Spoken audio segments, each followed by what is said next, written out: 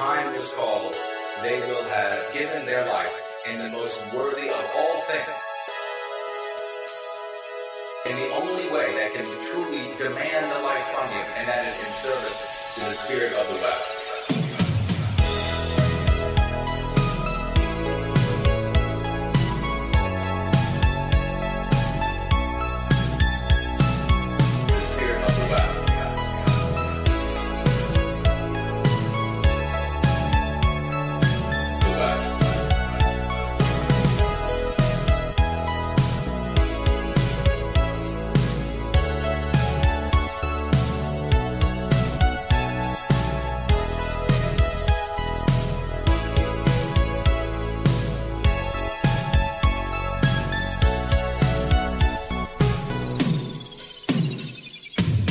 About the heroes of Western time.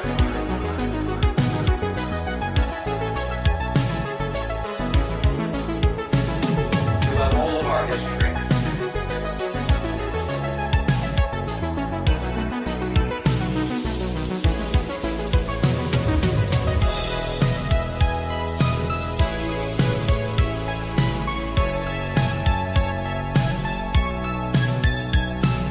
Read about the heroes of Western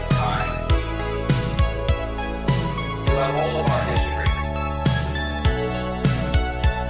In the midst of combat, bullets flying by, they were able to maintain their composure, and they knew that if their time was called, they will have given their life in the most worthy of all things, in the only way that can truly demand the life from you, and that is in service to the spirit of the West.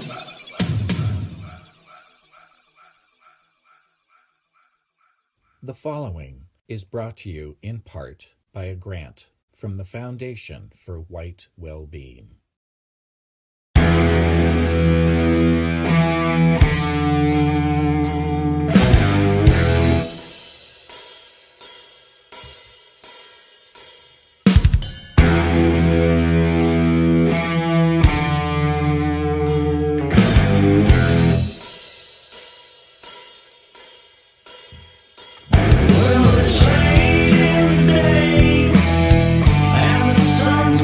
Shine on.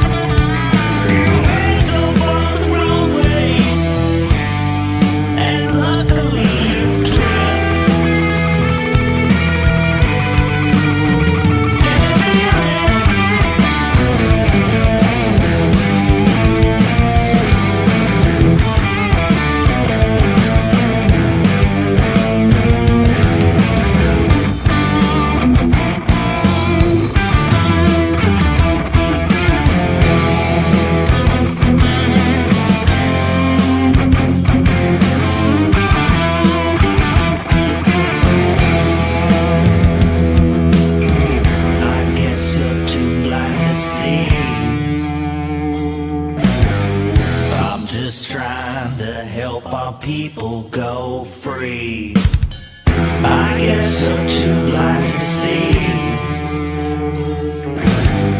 I'm just trying to help our people go free. I'm just glad I can see up to life. I'm just trying to see go free. I'm just trying to see. I'm just trying to help our people go free.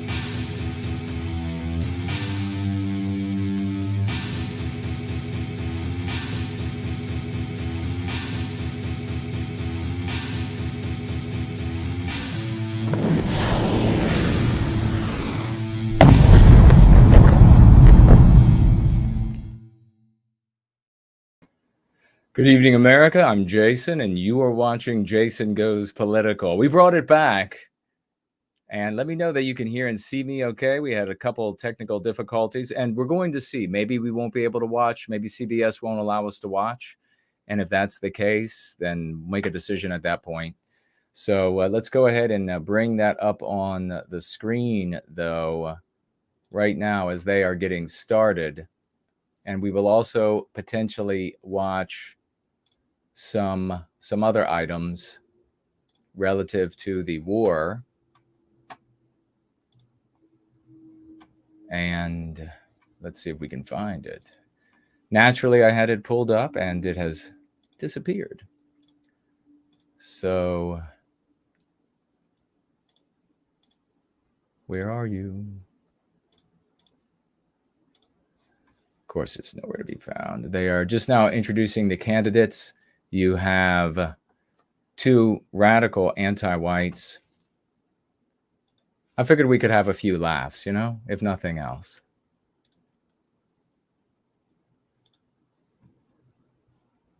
Let's see what happens. Other candidate will be allowed 2 minutes for rebuttal. Then each candidate will get another minute to make further points, with an additional 1 minute each at the discretion of the moderator. The primary role of the moderators is to facilitate the debate between the candidates, enforce the rules, and provide the candidates with the opportunity to fact-check claims made by each other. CBS News reserves the right to mute the candidates' microphones to maintain decorum. We have not shared the questions or topics with the campaigns. The stage is set. Governor, Senator, thank you for joining us. So far, so good. Let's get started. Tonight, our country is facing several unfolding crises. The Middle East is on the brink of war. Americans are suffering from the catastrophic impact of Hurricane Helene. And now a labor strike as 25,000 dock workers from Maine to Texas are picketing. We're going to begin tonight with the Middle East. Margaret. Why not? Thank you, Nora. Because all that matters really is Israel, Iran right? launched its largest attack yet on Israel, but that attack failed, thanks to joint U.S. and Israeli defensive action. Yeah, like 400 President some Biden has odd deployed missiles more that than came from 40,000 U.S. Iran, military personnel and Azerbaijan. assets to that region over the past year to try to prevent a regional Thanks, war. lots. Iran Great is Slots weakened. is here. But the U.S. still considers it the largest state sponsor of terrorism in the world, and it has drastically reduced the time it would take to develop a nuclear weapon. It is down now to 1 It's been that or way 2 weeks' forever, time. since the Governor Islamic Walz, Revolution. if you were the final They're voice this close in the to a nuke. Situation Room, Destroy would you them for support us, white or people. oppose a preemptive strike by Israel on Iran. You have 2 minutes. Well, thank you. And thank you for those joining at home Is he going to tonight. start doing this? Let's keep in mind where this started. October 7th, Hamas terrorists massacred over 1,400 Israelis and took prisoners. Is it just me because you look like a deer in headlights already? Israel's ability to be able to defend itself is absolutely fundamental. Getting its hostages back, fundamental, and ending the humanitarian crisis in Gaza. But the expansion of Israel and its proxies is an absolute fundamental necessity for the United States to have the steady leadership there. You saw it experienced today, where along with our Israel and its Israeli proxies. partners and our coalition, able to stop the incoming attack. But what's fundamental here is that steady leadership is going to matter. It's clear, and the world saw it on that debate stage a few weeks ago. A nearly 80-year-old Donald Trump talking about crowd sizes is not what we need in this moment. But it's not just that. It's those that were closest to Donald Trump that understand how dangerous he is when the world is this dangerous. His chief of staff, John Kelly, said that he was the most flawed human being he'd ever met. And both after he got fired, secretaries of defense and his national security advisors said he should be nowhere near the White House. Now, the person closest to them, all these people after they were fired, to Donald Trump, said he's unfit for the highest office. That was Senator Vance. What we've seen out of Vice President Harris is we've seen steady leadership. We've seen a calmness that is able to draw on the coalitions to bring them together, understanding that our allies matter. When our allies see Donald Trump turn towards Vladimir Putin, turn towards North Korea, when we start to see that type of fickleness around holding the communist, you're the guy who has gone we will stay committed. And as the vice president said today is, we will protect our forces and our allied forces, and there will be consequences. Governor, your time is up. Senator Vance, the same question. Would you support or oppose a preemptive strike by Israel on Iran? You have 2 minutes. So, Margaret, I want to answer the question. First of all, thanks, Governor. Thanks to CBS for hosting the debate. And thanks, most importantly, to the American people who are watching this evening and caring enough about this country to pay attention to this vice presidential debate. It's going to get started. I want to answer the question, but I want to actually give an introduction to myself a little bit, because I recognize a lot of Americans don't know who either one of us are. Does he have eyeliner on again? Class family. My mother required food assistance for periods of her life. My grandmother required Social Security help to raise me. And she raised me in part because my own mother struggled with addiction for a big chunk of my early life.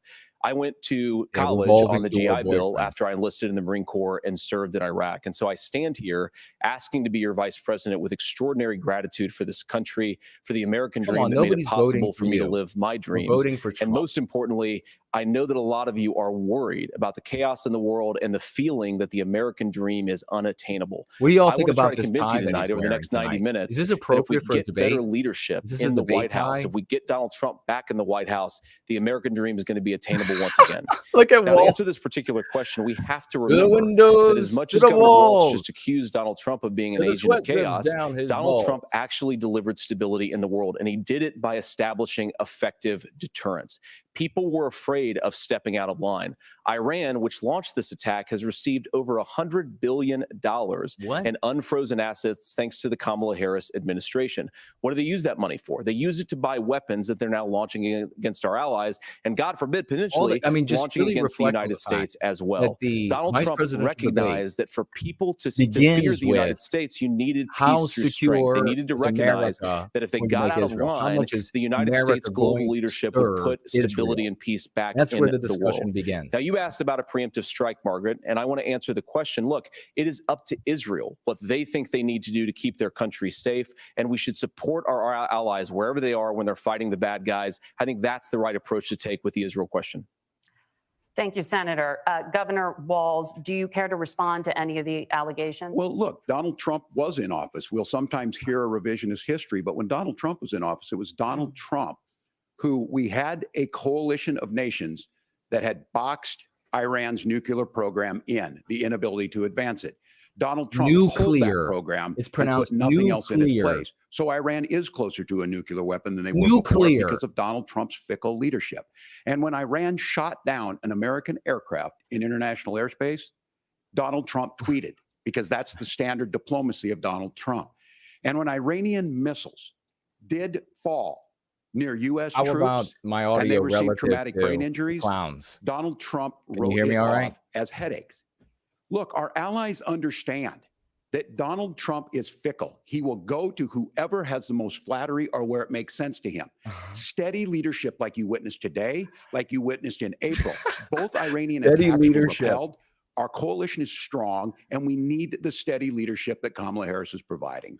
Senator Vance, the U.S. did have a diplomatic deal with Iran to temporarily pause parts of its nuclear program, and President Trump did exit that deal. He did exit that deal. He recently That was said, the Iran just nuclear 5 days deal ago, that the U.S. what must Obama now make had a established. diplomatic deal with They Iran. wanted to. They said the idea was to bring them are into the community of impossible. nations and, Did he and make a thereby mistake? You have end 1 minute. the Well, hostilities. first of all, Margaret, diplomacy is not a dirty word, but I think that's something that Governor Walz just said is quite extraordinary. You yourself just said Iran is as close to a nuclear weapon today as they have ever been. And Governor Walz, as soon as Donald Trump, Islamic who's Revolution, been the vice president they for were the on the last verge. 3.5 years, and the answer That's is what we've been your hearing the running entire mate, not time. mine. Donald Trump consistently made the world more secure. Now, we talk about what the sequence of events that led us to where we are right now, and you can't ignore October the 7th, which I appreciate Governor Walz bringing up. But when did Iran and Hamas and their proxies attack Israel? It was during the administration of Kamala Harris. So Governor Walz can criticize Donald Trump's tweets, but effective, smart diplomacy and peace through strength is how you bring stability back to a very broken world. Donald Trump has already done it once before. Ask yourself at home, when was the last time, I'm 40 years old, when was the last time that an American president didn't have a major conflict break out? The only answer is during the 4 years that Donald Trump was president. True. Gentlemen, Based fire Nora? from the weirdo. Let's turn now to Hurricane Helene. The storm could become one of the deadliest on record. More than 160 let's talk people about are dead equity. and hundreds more are missing. Scientists Disaster say climate relief change makes these that hurricanes FEMA is now larger, implementing. Maybe we'll talk about that stronger, tomorrow. and more deadly because of the historic rainfall. How is my audio Senator relative to the Vance, clowns? according to CBS News polling, 7 in 10 Americans and more than 60% of Republicans under the age of 45 favor the U.S. taking steps to try and reduce climate change. Senator, what responsibility Tag would me the as Trump no white administration guilt have with to any of try your and comments reduce on any of the the platforms I'm impact streaming of on, climate because I change? want to get I'll your give you 2 thoughts. I want to minutes. see what Sure. you're thinking. So first of all, let's start with the hurricane, Thanks, because Lawrence. it's an unbelievable, unspeakable human tragedy. I just saw today actually a photograph of 2 grandparents on a roof with a 6-year-old North child. Carolina, And it was the last photograph totally ever taken destroyed of them because the roof collapsed by and those Helene. innocent people lost their lives. And I'm sure Governor Walz A joins lot of me white people in saying there. our hearts FEMA's go out to dragging those their innocent feet. people. Our prayers go out to them.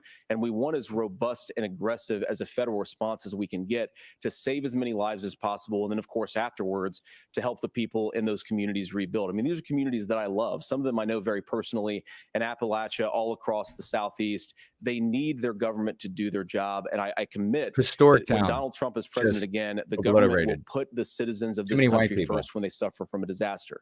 Now, Nora, you asked about climate change. I think this is a very important issue. Look, a lot of people are justifiably worried about all these crazy weather patterns. I think it's important for us, first of all, to say, Donald Trump and I support clean air, clean water. We want the environment to be cleaner and safer. But one of the things that I've noticed some of our Democratic friends talking a lot about is a concern about carbon emissions. This idea that they weren't going to be allowed to have drives all of the climate change. I thought that was the rule. Well, let's just say that's true, just for the sake of argument. So we're not arguing about weird science. Let's just say taking that's place true. up in New York City. If you believe that, what would you not what would Asheville, you want to do? North Carolina. The answer is that you'd want to reshore as much American manufacturing as possible, and you'd want to produce as much energy as possible in the United States of America, because we're the cleanest economy in the entire world.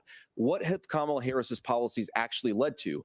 More energy production in China, more manufacturing overseas, more doing business in some of the dirtiest parts of the entire world. And when I say that, I mean the amount of carbon emissions they're doing per unit of economic output. This is so if we actually totally care about lame getting so far. cleaner air and cleaner water, the best thing to do is to double down and invest in American workers and the American people. And unfortunately, Kamala Harris has done exactly the opposite. Governor Walz, you have 2 minutes to respond. Well, we got close to an agreement because all those things are happening. Look, first of all, it is a horrific tragedy with this hurricane. And my heart goes out to the folks that are down there in contact with Why the haven't you governors. visited? I serve as co-chair of the Council of Governors as we work together on these emergency managements. Governors know no partisanship. They work together. So all of the governors and the emergency responders are on the ground. Those happen on the front end. The federal government comes in, makes sure they're there to that we recover, but we're still in that phase where we need to make sure that they're staying there, staying focused. Now, look, coming back to the climate change issue, there's no doubt this thing roared onto the scene faster and stronger than anything we've seen. Senator Vance has said that there's a climate problem in the past. Donald Trump called it a hoax and then joked that these things would make more beachfront property to be able to invest in. What we've seen out of the Harris administration now, the Biden-Harris administration, is that was actually a really we've seen massive investments. Silly comment that Trump made. Global history that we've seen in the Inflation Reduction Act has created jobs all across the country. 2,000 in Jeffersonville, Ohio, taking the EV technology that we invented and making it here. 200,000 jobs across the country. The largest solar manufacturing plant in North America sits in Minnesota. But yeah, Trump said if there was going to be any global warming that increased the size of the ocean, and if that did happen and consume land, that there would be more beachfront property. My farmers know climate change is real. They've seen 500-year droughts, 500-year floods back to back. But what they're doing is adapting, and this has allowed them to tell me. Be careful about the climate change. Since the climate anti-white terrorist, climate doomsdayers, since they can't get actual storms to rage like they would like and land getting swallowed up wholly, the direction they are going to go, mark my words, is bizarre diseases, bizarre bugs that normally couldn't spread from wherever they were. Now they're everywhere. Because they can spread, these anti-white terrorists can spread diseases. They can take populations of insects or animals, and they can redistribute them or promulgate them where they would not normally be. And so that is how the doomsdayers will move forward. Mark my words. And they'll say all of that is a consequence of climate change. Look, I harvest corn, I harvest soybean, and I harvest wind. We are producing more natural gas and more oil at any time than we ever have. We're also producing more clean energy. So the solution for us is to continue to move forward, that climate change is real. Reducing our impact is absolutely critical, but this is not a false choice. You can do that at the same time you're creating. Not his favorite country of China, though. That's exactly what this administration has done. We are seeing us becoming an energy superpower for the future, not just the current. And that's what absolutely makes sense. And then we start thinking about how do we mitigate these disasters? Thank you. Senator, I want to give you an opportunity to respond there. The governor mentioned that President Trump has called climate change a hoax. Do you agree? Well, look, what the president has said is that if the Democrats, in particular Kamala Harris and her leadership, if they really believe that climate change is serious, what they would be doing is more manufacturing and more energy production in the United States of America, and that's not what they're doing. So clearly, Kamala Harris herself doesn't Why believe is he her own rhetoric on adopting this. their morality in which you find this climate doomsdaying? She did, she would actually agree with Donald Trump's energy policies. Now, something Governor Walz said I think is important to touch upon, because when we talk about clean energy, I think that's a slogan that often the Democrats will use here. And I'm talking, of course, about the Democratic leadership. And the real issue is that if you're spending hundreds of millions or even billions of dollars of American taxpayer money on solar panels that are made in China, number one, you're going to make the economy dirtier. We should be making more of those solar panels here in the United States of America. Some of them are, Tim, but a lot of them are being made overseas in China, especially the components that go into those solar panels. So if you really want to make the environment cleaner, you've got to invest in. Do you remember after Obama, all of the information that came out about these massive Democrat donor companies making things like solar panels, and they received uncountable, ungodly sums of our tax dollars, which is our industry, our intelligence, etc. And they brought poisons in, super toxic poisons from around the world, began in massive factories producing highly toxic solar panels. And then, do you remember, you all can look back and see if it's true or not, what I'm saying. And then at the end of the Obama regime, they just abandoned everything. They left the poisons there for the government, in other words, the people, to clean up. So, and we're seeing the power, and I guess also how clean all EVs are by watching as they melt down from getting salt water on them, catch fire, burn homes down. Or energy production. We haven't built a nuclear facility, I think, one in the past 40 years. Senator. Natural gas, we got to invest more in it. Kamala Harris has done the opposite. That's raised energy prices and also meant that we're doing Senator, worse by the climate. your time is up. Governor, would you like to respond? Well, look, we're producing more natural gas than we ever have. There's no moratorium on that. We're producing more oil, but the folks know, and like I said, again, these are not liberal folks. These are not folks that are Green New Deal folks. These are farmers. They just opened up for this election massive flooding some of that which they had throttled. Look, our because gas is so expensive, it was going to go higher. From these massive prices of groceries all already high, threatening to go higher. So they went ahead and said to the evil drillers, go ahead. We're starting to weatherproof some of these things. The infrastructure law that was passed allows us to think about mitigation in the future. How do we make sure that we're protecting by burying our power lines? How do we make sure that we're protecting lakefronts and things that we're seeing more and more of? But to call it a hoax and to take the oil company executives to Mar-a-Lago, say, give me money for my campaign and I'll let you do whatever you want. We can be smarter about that. And an all above energy policy is exactly what she's doing, creating those jobs right here. Governor, your time is up. The overwhelming consensus among scientists is that the Earth's climate is warming at an unprecedented rate. No. Thank you, Nora. We're No. going to turn now to immigration. Did you see what she just did? She just consistently ranks sided as one of with the top Walls, issues saying that for American voters. the Senator Vance, dupe your campaign Vance is pledging to carry out the largest is mass just deportation factually plan in wrong. American history and to use the U.S. military to do so. Could you be more specific about exactly how this will work? For example, would you deport parents who have entered the U.S. illegally and separate all of them from go. any of their children who were born on U.S. soil? No, the children can go with So them. first of all, Margaret, before we talk about deportations, we have to stop the bleeding. We have a historic immigration crisis because Kamala Harris started and said that she wanted to undo all of Donald Trump's border policies. 94 executive orders suspending deportations, decriminalizing illegal aliens, massively increasing.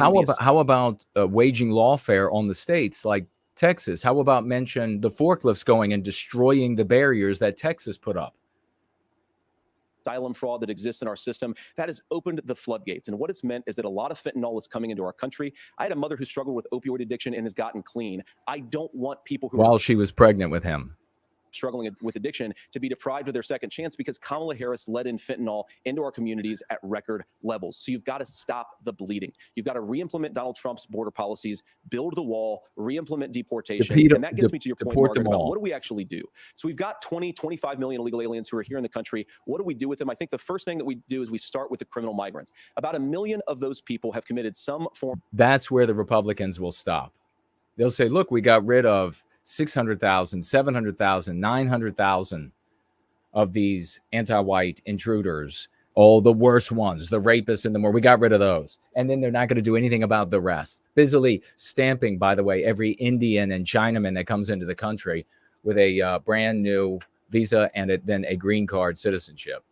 Form of crime in addition to crossing the border illegally. I think you start with deportations on those folks. And then I think you make it harder for illegal aliens to undercut the wages of American workers. A lot of people will go home if they can't work for less than minimum wage in our own country. And by the way, that'll be really good for our workers who just want to earn a fair wage for doing a good day's work. And the final point, Margaret, is you asked about family separation. Right now in this country, Margaret, we have 320,000 children that the Department of Homeland Security has effectively lost. Some of them have been sex trafficked. Some of them hopefully are at homes with their families. Some of them have been used as drug trafficking mules. The real family separation policy in this country is unfortunately Kamala Harris's wide open southern border. And I'd ask my fellow Americans to remember when she came into office, she said she was going to do this. Real leadership would be saying, you know what? I screwed up. We're going to go back to Donald Trump's border policies. I wish that she would do that. It would be good for all of us.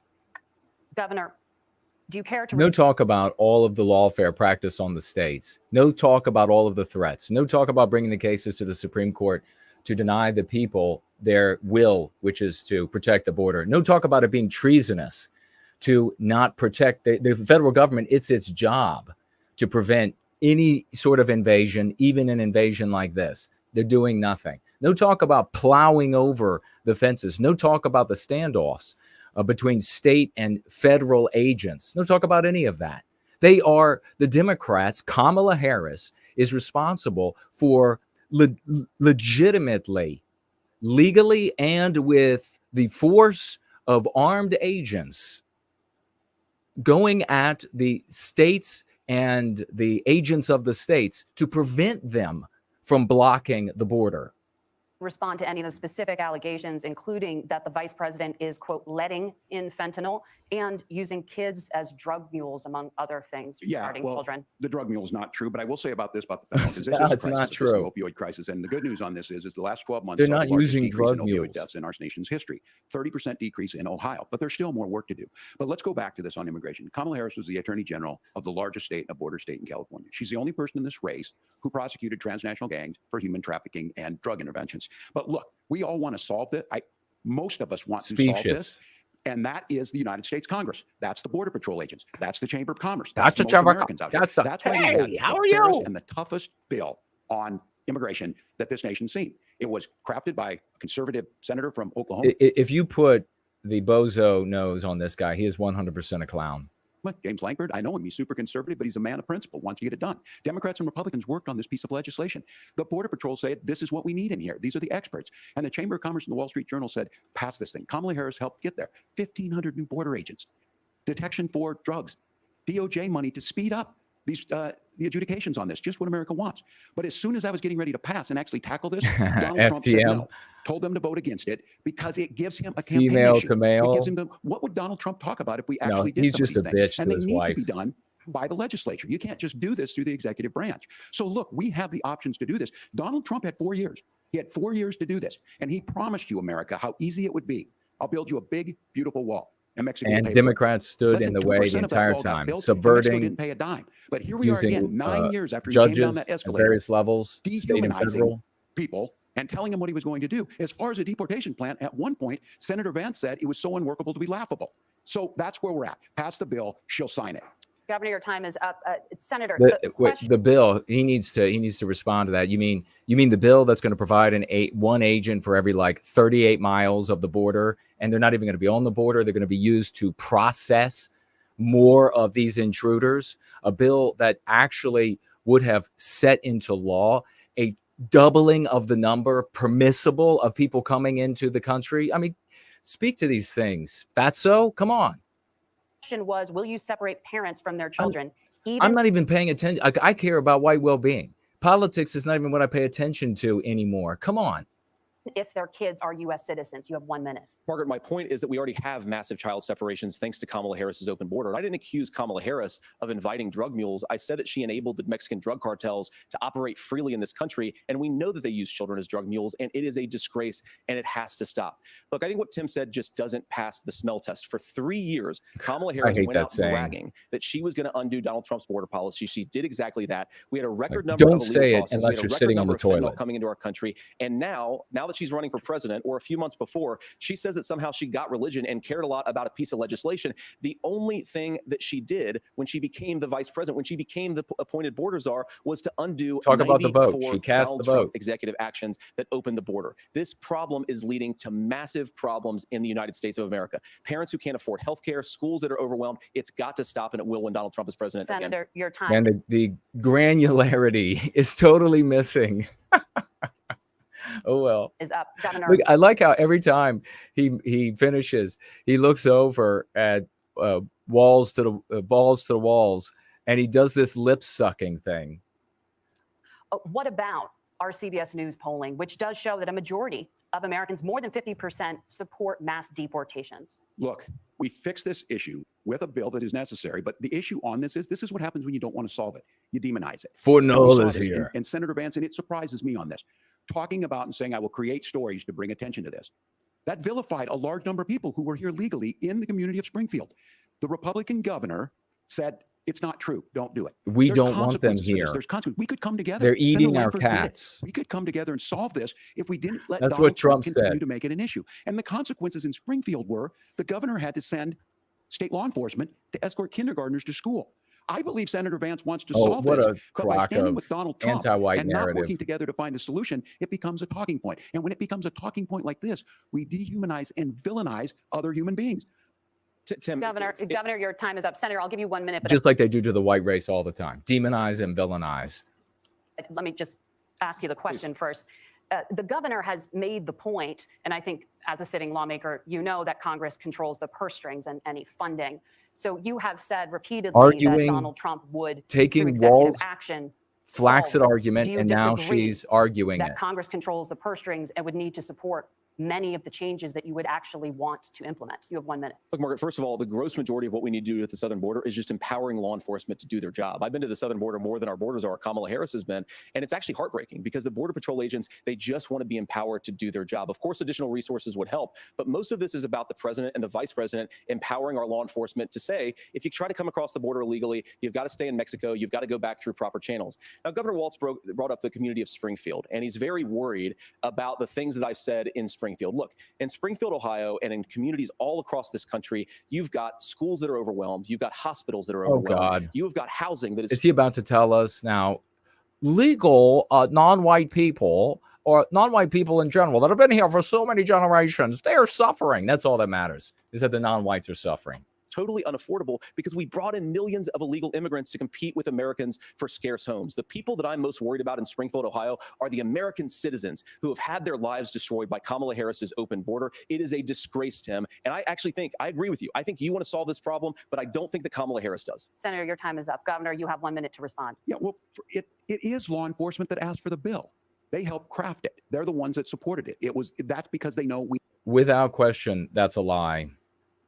We've already heard from the head of the Border Patrol. We've already heard from several of these different entities that the Democrats said, oh, it's full support from Border Patrol. It's full support from, and they come out afterward and they're like, total bullshit. We don't support them at all. And the last thing they want is more judges to process more murderers and rapists that they can just release into the country. Come back in 10 years after you've committed however many murders and child molestations. We need to do this. Look, this issue of continuing to bring this up, of not dealing with Thank you, Lunder. I appreciate it. Migrants for everything. You can give all the gratitude talk to a little bit about Wall Street speculators buying up housing and making them less affordable, but it becomes a blame. Look, this bill also gives the money necessary to adjudicate. I agree. It should not take 7 years for an asylum claim to be done. This bill gets it done in 90 days. No, it should take 9 minutes because you turn them around and kick them in the ass back in the direction of Mexico. And you start to make a difference in this, and you start to adhere to what we know, American principles. I don't talk about my faith a lot, but Matthew 25:40 talks about, to the least amongst us, you do unto me. I think that's true of most Americans. They simply want. Look at this idiot over here nodding. That's right. It's funded. What about the white race? Any that you would do for us? Supported by the people who do it, and it lets us keep our dignity about how we treat other people. Thank you, Governor. And just to clarify for our viewers, Springfield, Ohio does have a large number of Haitian migrants who have legal status, temporary protection. Again with these moderators. Thank you, Senator. We have so much to get to. Margaret, oh my, you're just going to cut him off now after arguing the rules were that in favor of Wall's positions again. I think it's important to say what's actually going on. So there's an application called the CBP One app, where you can go on as an illegal migrant, apply for asylum or apply for parole. CBS is blowing it. Their big promise, what a surprise, a lie that they were going to be so scrupulously fair. And be granted legal status at the wave of a Kamala Harris open border wand. That is not a person coming in, applying for a green card and waiting for 10 years. That is the facilitation of illegal immigration, Margaret, by Thank you, Senator, for describing the legal process. Oh my God. Did you hear this, bitch? Thank you for describing the legal process. Vance is getting his ass just destroyed. So much to get to, Senator. Those laws have been on the books since 1990. Thank you, gentlemen. The CBP One app has not been on the books. Gentlemen, oh, they cut off the mic. The audience can't hear you because your mics are cut. We have so much we want to get to. Thank you for explaining the legal process. Nora. Thank you, Margaret. The economy is a top concern for voters. Each of your campaigns has released an economic plan, so let's talk about the specifics. Governor Walz, Vice President Harris unveiled a plan that includes billions in tax credits for manufacturing, housing, and a renewed child tax credit. Look at her there with like the suit jacket and the shirt open up. She's like a 70s pimp. I'm waiting for her to break out a line of Coke on the desk in front of her. The Wharton School says your proposals will increase the nation's deficit by $1.2 trillion.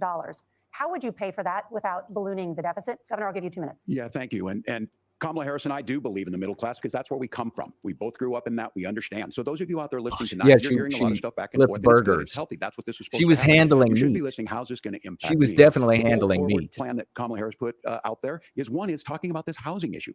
The one thing is there's 3 million new houses proposed under this plan with down payment assistance on the front end to get you in a house. A house is much more than just an asset to be traded somewhere. It's foundational to where you're at. And then making sure that the things you buy every day, whether they be we're just going to make sure that we take the taxpayers that white people pay the lion's share of it, and we're going to take their money and we're going to give it to these anti-white non-whites that we have brought into the country so they will reliably vote Democrat, and they will white erase all of the neighborhoods in which we insert them. By the way, we also did this study where we found all the whitest zip codes in the country. That's where we're sending them, by the way. Totally white erasing them, totally diluting, totally ruining the vote.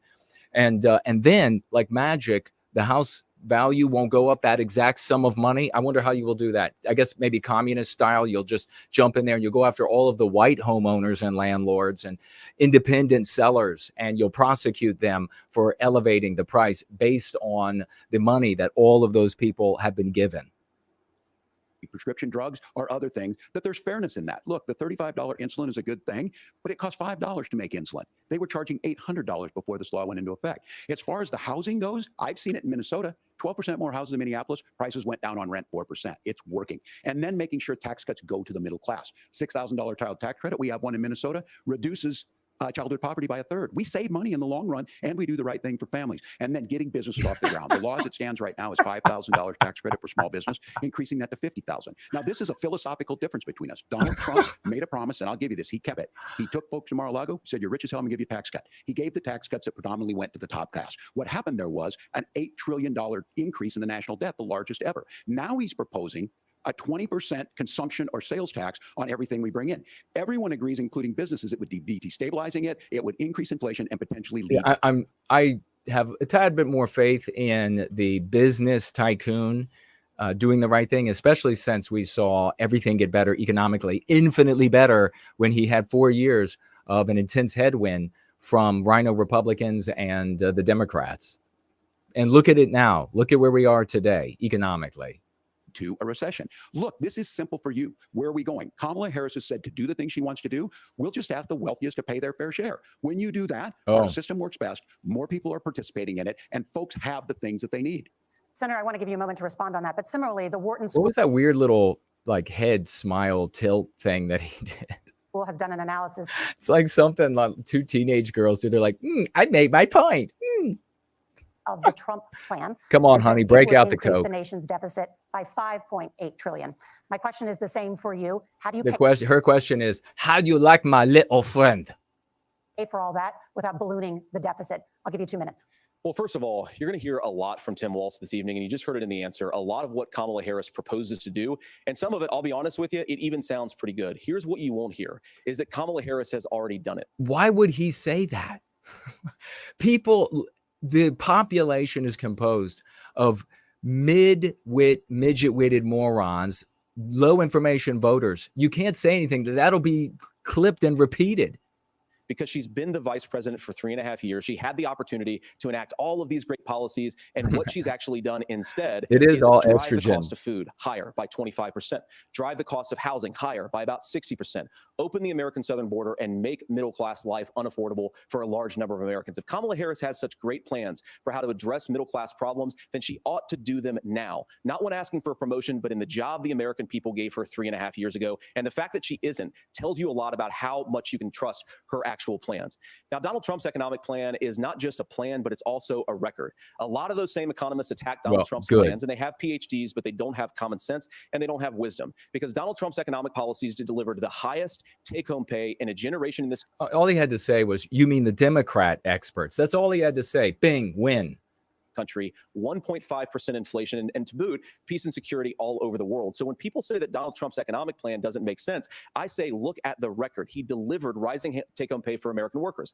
Now, Tim admirably admits that they want to undo the Trump tax cuts. But if you look at what was so different about Donald Trump's tax cuts, even from previous Republican tax cut plans, is that a lot of those resources went to giving more take-home pay to middle-class and working-class Americans. It was passed in 2017, and you saw an American economic boom unlike we've seen in a generation in this country. That is a record that I'm proud to run on, and we're going to get back to that common sense wisdom so that you can afford to live the American dream again. I know a lot of you are struggling. I know a lot of you are worried about paying the bills. It's going to stop when Donald Trump brings back common sense to this country. Governor, do you want to respond to that? What has Kamala Harris done for the middle class? Yeah, well, Kamala Harris's day one was Donald Trump's failure on COVID that led to the collapse of our economy. We were already before COVID in a manufacturing recession, but 10 million people out of work, largest percentage since the Great Depression. 9 million jobs closed on that. That was day one. Whether it was the Infrastructure Act or other things we moved. Now, you made a question about experts, said this. I've made a note of this. Economists can't be trusted. Science can't be trusted. National security folks can't be trusted. Look, if you're going to be president, You don't have all the answers. Donald Trump believes he does. My pro tip of the day is this. If you need His heart pro surgery, tip. listen to the people at the Mayo Clinic in Rochester, Minnesota, not Donald Trump. And the same thing goes with this. And I ask you out there, teachers, nurses, truck drivers, whatever, how is it fair that you're paying your taxes every year and Donald Trump hasn't paid any federal tax in the last 15 years, the last year as president? That's what's wrong with the system. You know what's wrong with the system is that both of these guys look like they've been sucking on soy for the totality of their lives. That's the problem. There's a way America. around it, and he's bragged about that. We're just asking for fairness in it, and that's all you want. You have a minute. Governor, you say trust the experts, but those same experts for 40 years said that if we shipped our manufacturing base off to China, we'd get cheaper goods. They lied about that. They said if we shipped our industrial base off to other countries, to Mexico and elsewhere, it would make the middle class stronger. They were wrong about that. They were wrong about the idea that if we made America less self-reliant, less productive in our own nation, that it would somehow make us better off, and they were wrong about it. And for the first time in a generation, Donald Trump had the wisdom and the courage to say to that bipartisan consensus, we're not doing it anymore. We're bringing American manufacturing back. We're unleashing American energy. We're going to make more of our own stuff. And this isn't just an economic issue. I mean, I've got 3 beautiful little kids at home, 7, 4, and 2, and I love them very much, and I hope they're in bed right now. But look, so many of the drugs, the pharmaceuticals that we put in the bodies of our children are manufactured by nations that hate us. This has to stop, and we're not going to stop it by listening to experts. We're going to stop it by listening to common sense wisdom, which is what Donald Trump governed on. Senator, your time is up. Governor Walz, can you address that? I mean, voters say they trust Donald Trump on the economy more. Why? Well, if you're listening tonight and you want billionaires to get tax cuts, you heard what the numbers were. Lame. Look,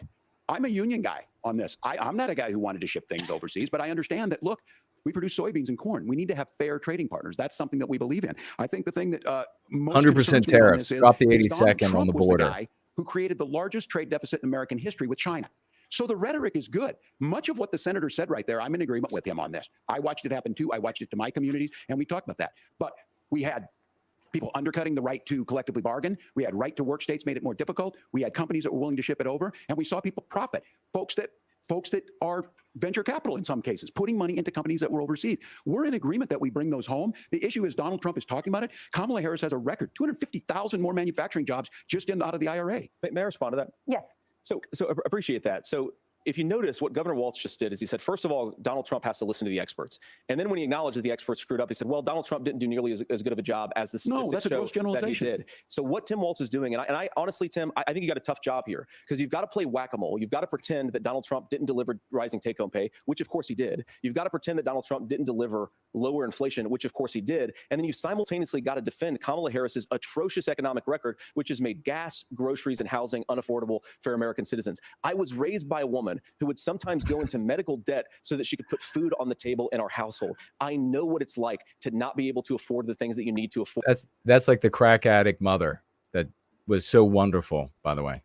We can do so much better. To all of you watching, we can get back to an America that's affordable again. We just got to get back to common sense economic principles. I hope we have a conversation on healthcare then. Senator, Governor, please. Thank you. Margaret? We have a lot God, to we're get back to Margaret. Gentlemen, on many topics, but right now I want to talk about personal qualifications. God, look at those shoulder pads. Did she just get out of the DeLorean back to the 80s?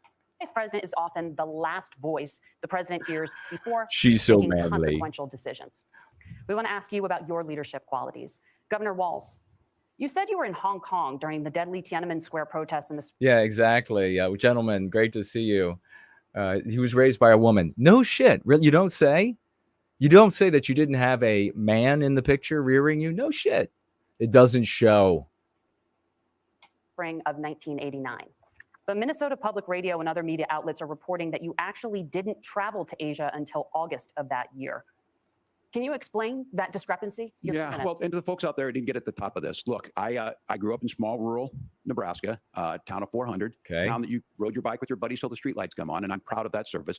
I joined the National Guard at 17, worked on family farm. Oh boy, he's going to talk about his service. To become a teacher, passionate about it, a young teacher. My first year out, I got the opportunity in the summer of '89 to travel to China. 35 years ago, be able to do that. I came back home and then wait a second. Remember, he said that Harvard sent him, and then Harvard said we didn't send him. And then remember that the commerce in his community, he said they gave him an award, and then they came out. The president said we didn't give him any award.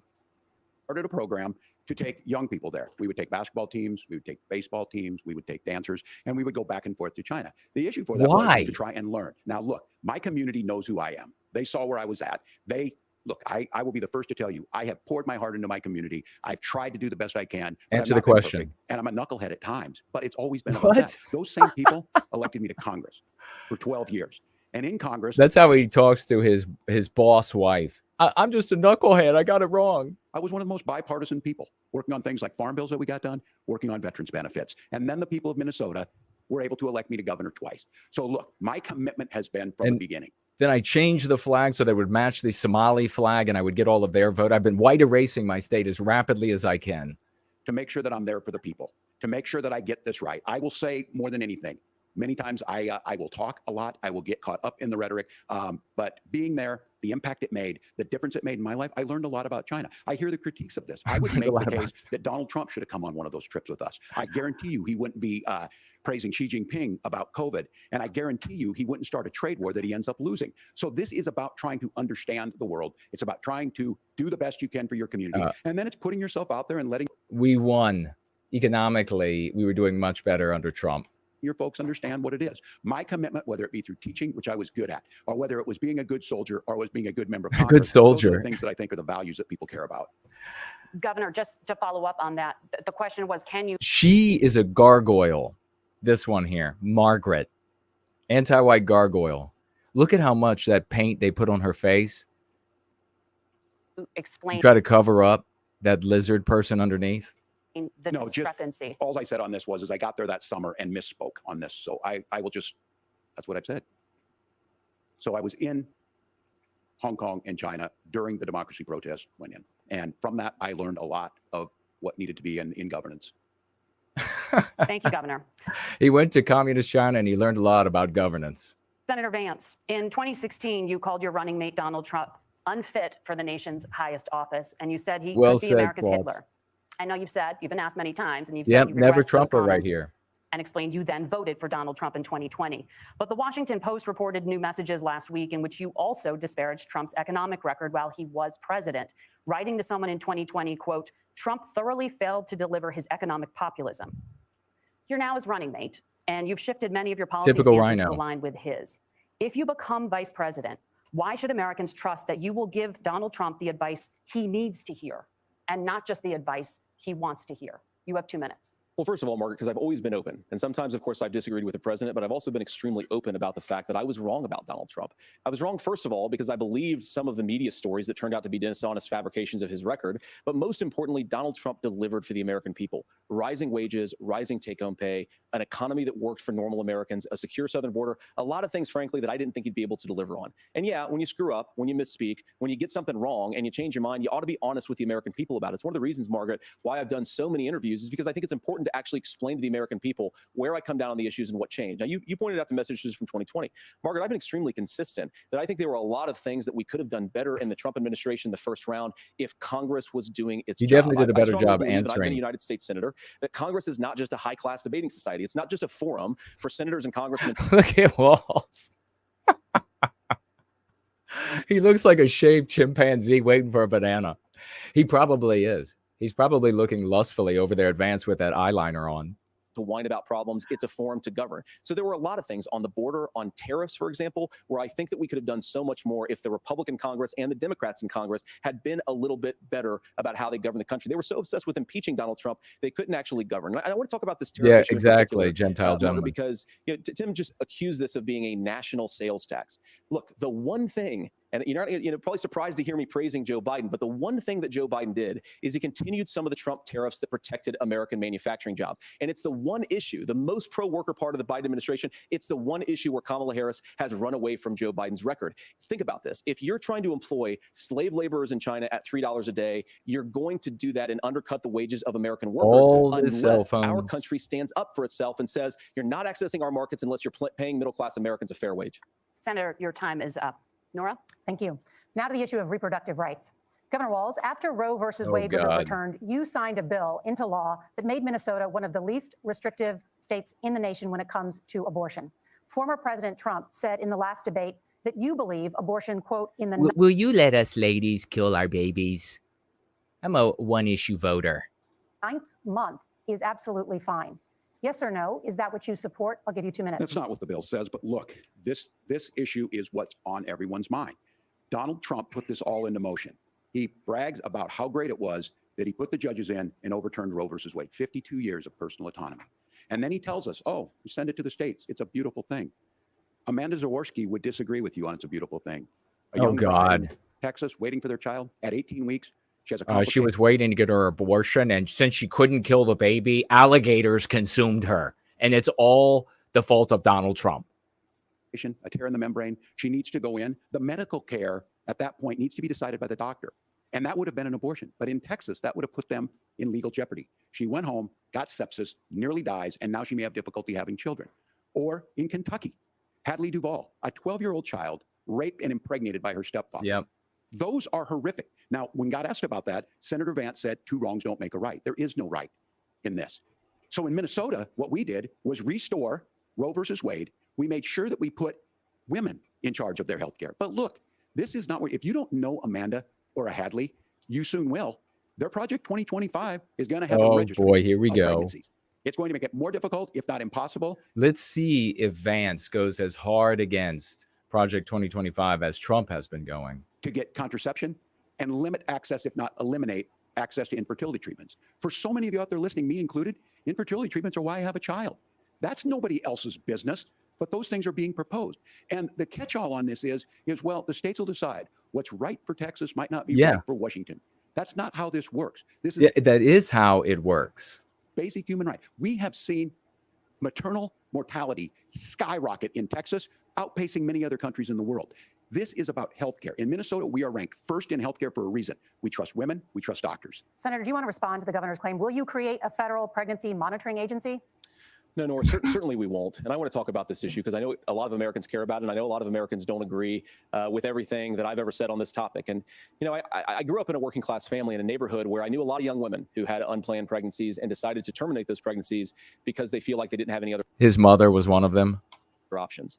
And, you know, one of them is actually very dear to me. And I know his mother. She's watching tonight, and I love you. And she told me something a couple years ago that she felt like if she hadn't had that abortion, that it would have destroyed her life because she was in an abusive relationship. And I think that what I take from that as a Republican who proudly wants to protect innocent life in this country, who proudly wants to protect the vulnerable, is that my party, we've got to do so much better of a job at earning the American people's trust back on this issue where they frankly just don't trust us. And I think that's one of the things that Donald Trump and I are endeavoring to do. I want us as a Republican Party to be pro-family in the fullest sense of the word. I want us to support fertility treatments. I want us to make it easier for moms to afford to have babies. I want it to make it easier for young families to afford a home so they can afford a place to raise that family. And I think there's so much that we can do on the public policy front just to give women more options. Now, of course, Donald Trump has been very clear that on the abortion policy specifically, that we have a big country and it's diverse. And California has a different viewpoint on this than Georgia. Georgia has a different viewpoint from Arizona. And the proper way to handle this, as messy as democracy sometimes is to let voters make these decisions, let the individual states make their abortion policy. I find it so distasteful when they're like, people sharing their ideas and getting what they want is such a messy thing, but we've got to do it.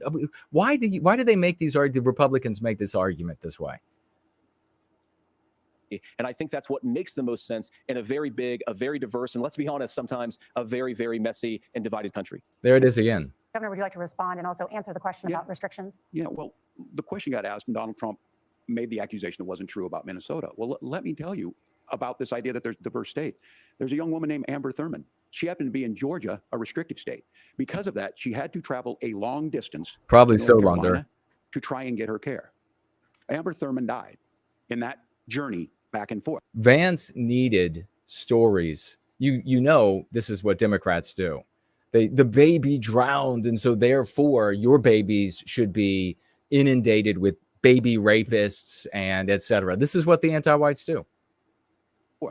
The fact of the matter is, how can we as a nation say that your life and your rights, as basic as the right to control your own body, look at his face, is determined on geography?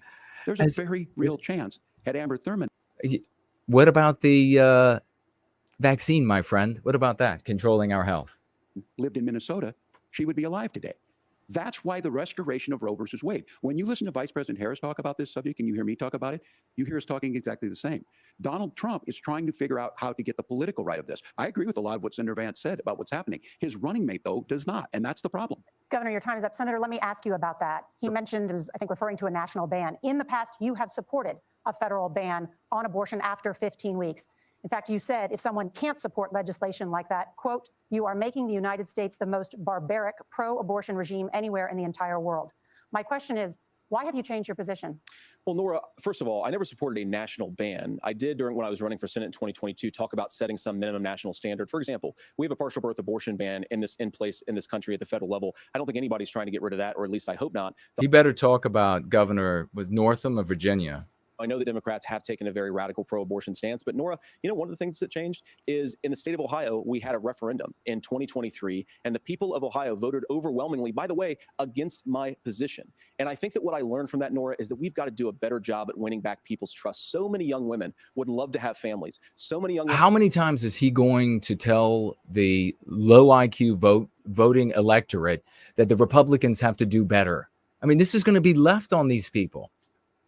Women also see an unplanned pregnancy as something that's going to destroy their livelihood, destroy their education, destroy their relationships. And we have got to earn people's trust back. And that's why Donald Trump and I are committed to pursuing pro-family policies, making childcare more accessible, making fertility treatments more accessible, because we've got to do a better job at that. And that's what real leadership is. Governor, your response. Real leadership is not wearing that tie to this debate.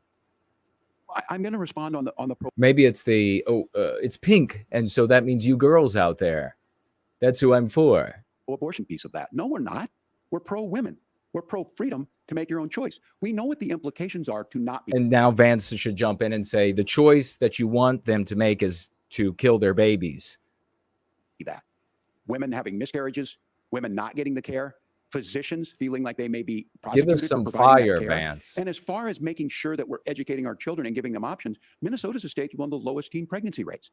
We understand that too. We know that the options need to might be because of the white population be available, and we make that true. We also make it, we're a top 3 state for the best place to raise children. It might be because it's a lot of white people.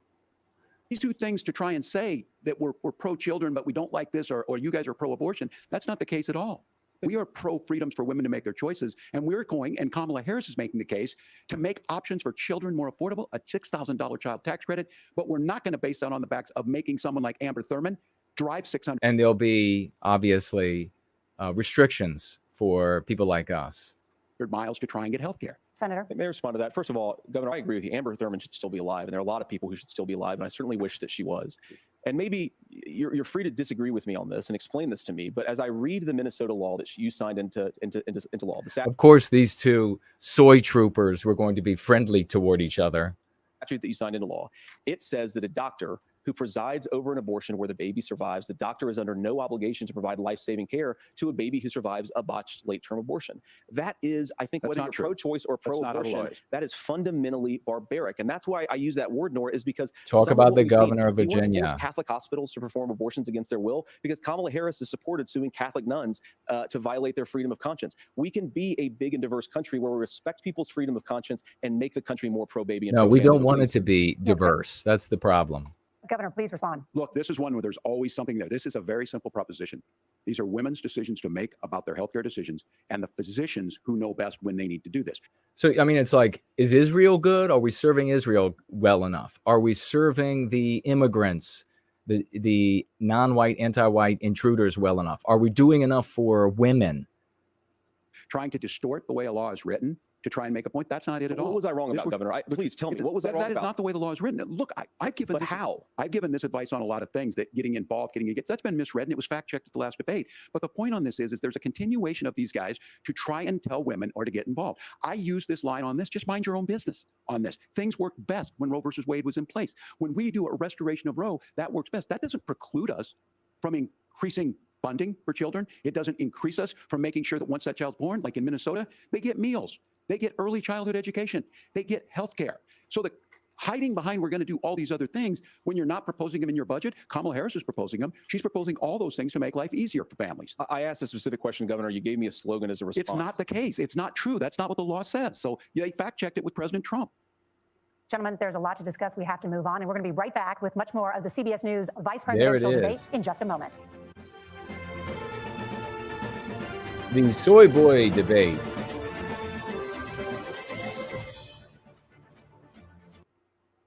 All right.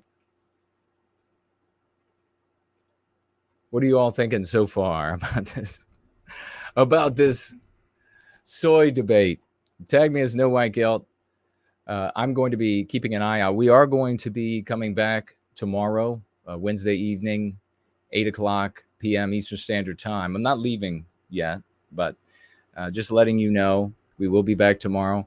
We may have a wonderful guest tomorrow. We'll see how she feels. But otherwise, tag me as No White Guilt on the numerous platforms that we are on so I can see that you are trying to get my attention with a comment or a question, observation about what's happening in this ridiculous debate. What do you think so far? How is which soy boy is winning? I think that the Vance soy, when you don't want to get that in your coffee. I think the Vance soy was doing worse early on, especially since he was facing off against what's her name, Margaret, and the other one too, Nora, who joined the arguments made by Walz. But then it began to level out a little bit more toward this break. Gentile gentleman tagging. One guy is super gay. The other guy is mostly gay. But only if they come legally. Yeah, exactly. Reynold White Wolf is here. I'm more inclined than you to give JD a chance. He is weak sauce tonight. He is definitely weak. Well, I mean, he said all he needed to say about the white race, as far as I'm concerned, in his book, Hillbilly Elegy, wherein there were several lines from that where he said he was disgusted with his race, and most of the people that he knows, obviously including himself, married outside of the race because of that white guilt, that self-hatred, that ethno-masochism. And that's what he then is taking into politics. That's what he's taking into a concern or lack thereof for the white population in this country. Imagine that's the kind of person that could be in a position of power over you and your white babies and families. So I don't like him. Hope he doesn't end up in charge. Nancy is here. You can also financially gift. I'll take a look around the wheel here to see if there have been any financial gifts at the numerous platforms that we take them on. Entropy is up and running. The Dude Bro Moment platform. Rumble, can you believe Rumble almost didn't make it today? Some major glitches, but I got it working. Also on D Live and Odyssey is up. Cash App, Subscribe Star, all running. I will keep an eye out for all of those over the course of the gathering. Also, you can head on over to nowhiteguilt.org, click on the financial gift tab, and you'll see over there cryptocurrency wallets, a snail mail address, and you'll also see a link for, might be coming back, the foundation for whitewellbeingoutreachteam.org, tax deductible donations. Gun violence. You oppose red flag gun laws and legislation to ban certain semi-automatic rifles, including AR-15s. So let me ask you, earlier this year, for the first time, the parents of a school shooter were convicted of involuntary manslaughter and sentenced to 10 years in prison. Do you think holding parents responsible could curb mass shootings? I'll give you 2 minutes. Yeah, well, Nora, on that particular case, I don't know the full details, but I certainly trust local law enforcement and local authorities to make those decisions. I think in some cases the answer is going to be yes, and in some cases the answer is going to be no. And the details really matter here, of course. For example, if a kid steals a gun, that's going to be different than if a parent hands over a gun knowing that their kid is potentially dangerous. Obviously. So, look, I want to just sort of speak as a father of 3 beautiful little kids, and our oldest is now in 2nd grade. And like a lot of parents, we send our kids to school with such hope and such joy and such pride at their little faces on the first day of school. I totally get the feeling that a man is not telling me about his children right now. We know, unfortunately, that a lot of kids are going to experience this terrible epidemic of gun violence. And of course, our hearts go out to the families that are affected by this terrible stuff. And we do have to do better. And I think that Governor Walz and I actually probably agree that we need to do better on this. The question is just, how do we actually do it? Now, here's something that really bothers me and worries me about this epidemic of violence. The gross majority, close to 90% in some of the statistics I've seen, of the gun violence in this country is committed with illegally obtained firearms. And while we're on that topic, we know that thanks to Kamala Harris's open border, we've seen a massive influx in the number of illegal guns run by the Mexican drug cartel. So that number, the amount of illegal guns in our country is higher today than it was 3.5 years ago. But what do we do about the schools? What do we do to protect our kids? And I think the answer is, and I say this not loving the answer, because I don't want my kids to go to school and okay, here's what you got to do. You have to address the moral tapestry of the country, which is the anti-white moral imperative, the white erasure of our norms, the white erasure of our mores. We have to address that because there's no fix. What are you going to do? You're going to like give body cavity searches to all of the children coming to school to make sure that they're not going to misbehave. They could find weapons. You could stab people with a pin, pair of scissors. In a school that feels unsafe or where there are visible signs of security. But I unfortunately think that we have to increase security in our schools. We have to make the doors lock better. We have to make the doors stronger. We've got to make the windows stronger. And of course, we've got to increase school resource officers, because the idea that it is totally, I was right, wasn't I? It's totally like a female remedy to this. We just need to make it all like a very secure vault of a nursery room. Magically wave a wand and take guns out of the hands of bad guys. It just doesn't fit with recent experience. So we've got to make our schools safer. And I think we've got to have some common sense bipartisan solutions for how to do that. Governor, you have 2 minutes. They are talking faster than they normally are because I'm pausing and I've got it running faster. So if only they could think and speak so quickly on their feet. Well, I think all the parents watching tonight, this is your biggest nightmare. Look, I got a 17-year-old and he witnessed a shooting at a community center playing volleyball. Those things don't leave you. As a member of Congress, I sat in my office surrounded by what was the shooting? Gangland violence? Dozens of the Sandy Hook parents. And they were looking at my 7-year-old picture on the wall. Their 7-year-old were dead. And they were asking us to do something. And look, I'm a hunter. I own firearms. The vice president is. We understand that the Second Amendment is there, but our first responsibility is to our kids. You can look up. She owns a firearm, supposedly. She hasn't shown it. But you go ahead and research the bills that she supported while she was in California in governance. They were to take everything away. Purchases for firearms would only be on a need basis, a need-based purchase. And you would have to convince people in the government that you had a need for a firearm. To figure this out. In Minnesota, we've enacted enhanced red flag laws, enhanced background checks, and we can start to get data. But here's the problem. If we really want to solve this, we've got folks that won't allow research to be even done on gun violence. And this idea that we should just live with it. And I here's what I do think, that this is a good start to the conversation. I 100% believe that Senator Vance hates it when these kids, it's abhorrent and it breaks your heart. I agree with that. But that's not far enough when we know there are things that work. I've spent time in Finland and seen some Finnish schools. Okay. So they what don't works? have this happen. Even though, oh, you mean he's spent time in almost 100% white countries, or in other words, let's just put it this way: since everything is being white erased across the totality of the West, anti-whites do this all the time, especially white anti-whites. Is they're like, wait, I've spent time in a whiter country than ours, and it's far safer. no, they have a high gun ownership rate in the country. There are reasonable things that we can do to make a difference.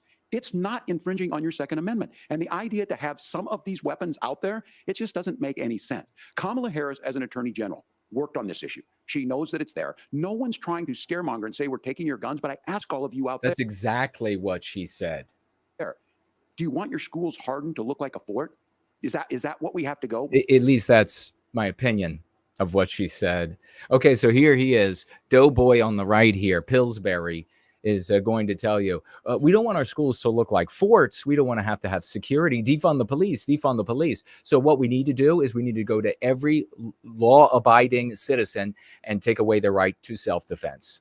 When we know there's countries around the world that their children aren't practicing these types of drills. They're being kids. We owe it to them. Right now, you know what needs to happen is Vance needs to jump. Look at that look Vance is making right there. He's having like a horrible memory of his mother at that moment. Walked in on her and another guy, another uncle. How many uncles does he have, man? Growing up, she's your uncle. Are you supposed to wrestle naked with Uncle Bob? Now I don't even know. Vance's face right here just threw me. to get a fix. These are things that shouldn't be that difficult. You can still keep your firearms, and we can make a difference. We have to. If you're listening, then tell us how to do it. If we can keep our firearm, we can keep our right to self-defense, and the schools don't have to be built into Fort Knox, then tell us. Listening tonight, this breaks your heart. Senator Tim, first of all, how many times, guys out there, come on, guys, how many times have you been in a conversation with a bunch of guys, and what the kind of argumentation that's being made is, my heart is broken. The soy is strong with these two. I didn't know that your 17-year-old witnessed a shooting. I'm sorry about that, and I hope that you're doing okay. Christ have mercy. It is awful. And I appreciate what Tim said actually about Finland, because I do think it illustrates some of the frankly weird differences between our own country's gun violence problem and Finland. Is okay. First, say it's because it's white. Say it's because it's all, just like America. When America was 90+% white, our boys growing to be men took firearms to school, because after school they went out and had shooting practice. First of all, we have way higher rates of mental health abuse. Oh God, there we go. Substance abuse. We have way higher rates of depression, way higher rates of anxiety. We unfortunately have a mental health crisis in this country that I really do think that we need that's seriously affecting these two gentlemen. Get to the root causes of, because I don't think it's the whole reason why we have such a bad gun violence problem, but I do think it's a big piece of it. Another driver of the gun violence epidemic, especially that affecting our kids, it doesn't earn as many headlines, but is the terrible gun violence problem in a lot of our big cities. And this is why we have to empower law enforcement to arrest the bad guys. So that's a euphemism for non-whites, specifically blacks, Hispanics, some Asians as well. And increasingly, as the population grows, Arabs. Put them away and take gun offenders off the streets. I think there's a whole host of things that we can do here, but I do think at our schools, we've got to talk about more security. Senator, thank you. Governor, you previously opposed an assault weapons ban, but only later in your political career did you change your position. Why? Yeah, I sat in that office with those San Diego parents. I've become friends with school shooters. I've seen it. Look, the NRA. Yeah, the assault weapons. Remember, Clinton did that. How many guns were there? Does anybody remember specific firearms that were on the list? And it had a sunset on it, and it went away. And thank the good Lord, because it was obviously an incremental effort to take away our right to self-defense. There was tangibly no difference between the firearms that they banned and the firearms that were still on the shelves. More importantly, really it was just the looks of the firearm, the mods you can put on them. If you go back and do some research, you'll discover that the Chinese versions of those that look just like the banned ones flooded the American market. Hey, I was an NRA guy for a long time. They used to teach gun safety. I'm of an age where my shotgun was in my car so I could pheasant hunt after football practice. That's not where we live today. Yeah, we don't live in that place today because of anti-white mutts like you. You got the luxury of growing up in a white normative, i.e. Western environment. You had the luxury of that. And there's so many boomers like this out there. They're like, I don't understand what's going wrong. Back when I was a kid, when 98% of the town was white, there weren't any problems. Race has nothing to do with it. Biospirit has nothing to do with it. And several things I want to mention on this is talking about cities and where it's at. The number one where the most firearm deaths happen in Minnesota are rural suicides. And we have an epidemic of children getting guns and shooting themselves. White children. Yeah, let's make the conversation about young white males and of all ages killing themselves because of the white noir that they're afflicted with as a consequence of anti-whiteism.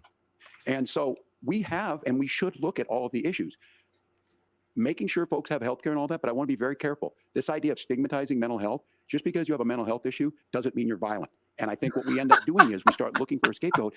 Watch Vance is going to jump in now and say, I know mentally crazy people, totally crazy people are wonderful people. I know. I didn't want to badmouth them. Didn't want to badmouth somebody who's a raving lunatic screaming in the streets. You don't want to you don't want to put a label on them. Yeah, we do. Yeah. Sometimes it just is the guns. You know why? Sometimes it's the guns, the inanimate object. It's not the crazy person holding the firearm and killing others with it. It's the gun. That's the issue.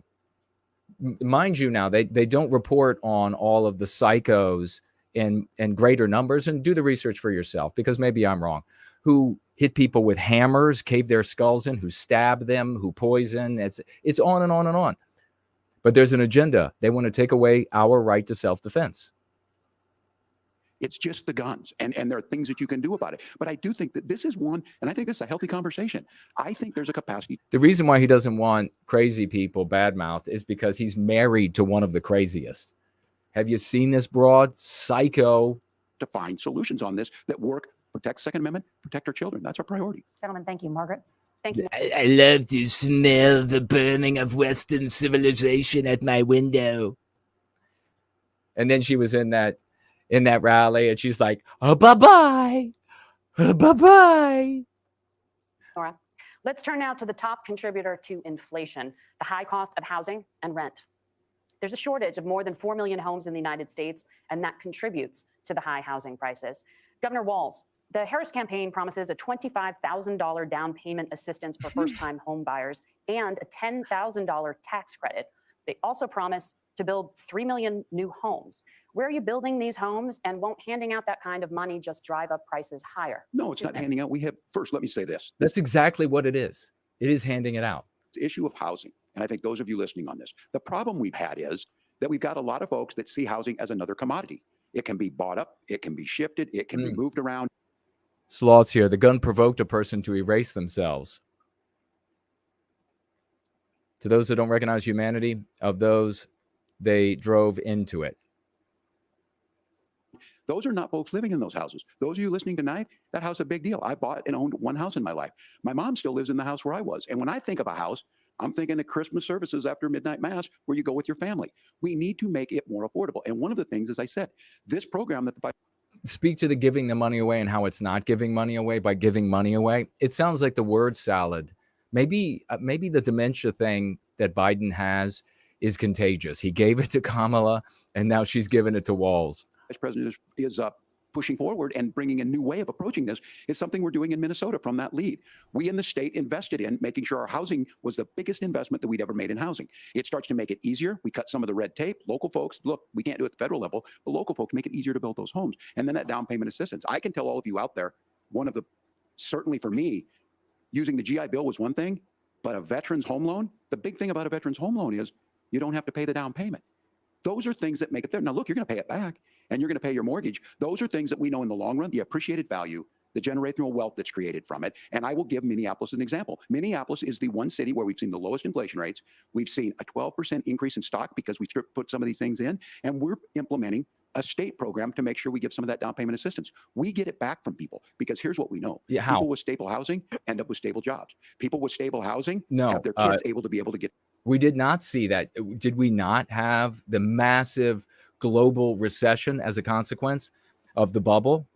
So no, we don't see that when you give people a bunch of money for a house. In fact, we see the opposite. When you give them something that they can barely pay for or upkeep, when you give them something, they don't work for it. They can't afford it.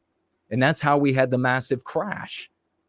Get to school. All of those things in the long run end up saving our money. And that's the thing that I think we should be able to find some common ground in. And how are they going to find jobs when there's no work?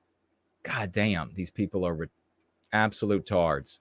But we can't blame immigrants for the only reason. That's not the case that's happening in many cities. The fact of the matter is that we don't have enough. We can't blame the explosion in population. Rest assured, if 20 plus million white people suddenly moved in to a non-white country, Walz would be absolutely decrying that as the greatest evil the world has ever witnessed. But you bring in 20 plus million non-whites into a white country, i.e. United States, and they're wonderful people. Naturally affording they make us housing, stronger. But we can make sure that the government's there to help kickstart it, create that base. Governor, your time is up. Senator Vance, as far as your campaign's position, the promise is to seize federal lands to build homes, remove regulation, provide tax breaks, and cut back on immigration, which you say pushes up prices. Where are you going to build all the new homes you're promising, and what part of any of this plan will provide immediate relief. You have 2 minutes. Well, first of all, Tim just said something that I agree with. We don't want to blame immigrants for higher housing prices, but we do want to blame Kamala Harris for letting in millions of illegal aliens into this country, which does drive up costs, Tim. 25 million illegal aliens competing with Americans for scarce homes is one of the most significant drivers of home prices in the country. It's why we have massive increases in home prices that have happened right alongside massive increases in illegal alien populations under Kamala Harris's leadership. Now, Tim just mentioned legal too. We have to stop the legal. It's the same. It's not like when they come here legally, the increase in number is non-existent or doesn't matter, or it's not equivalent to an illegal person.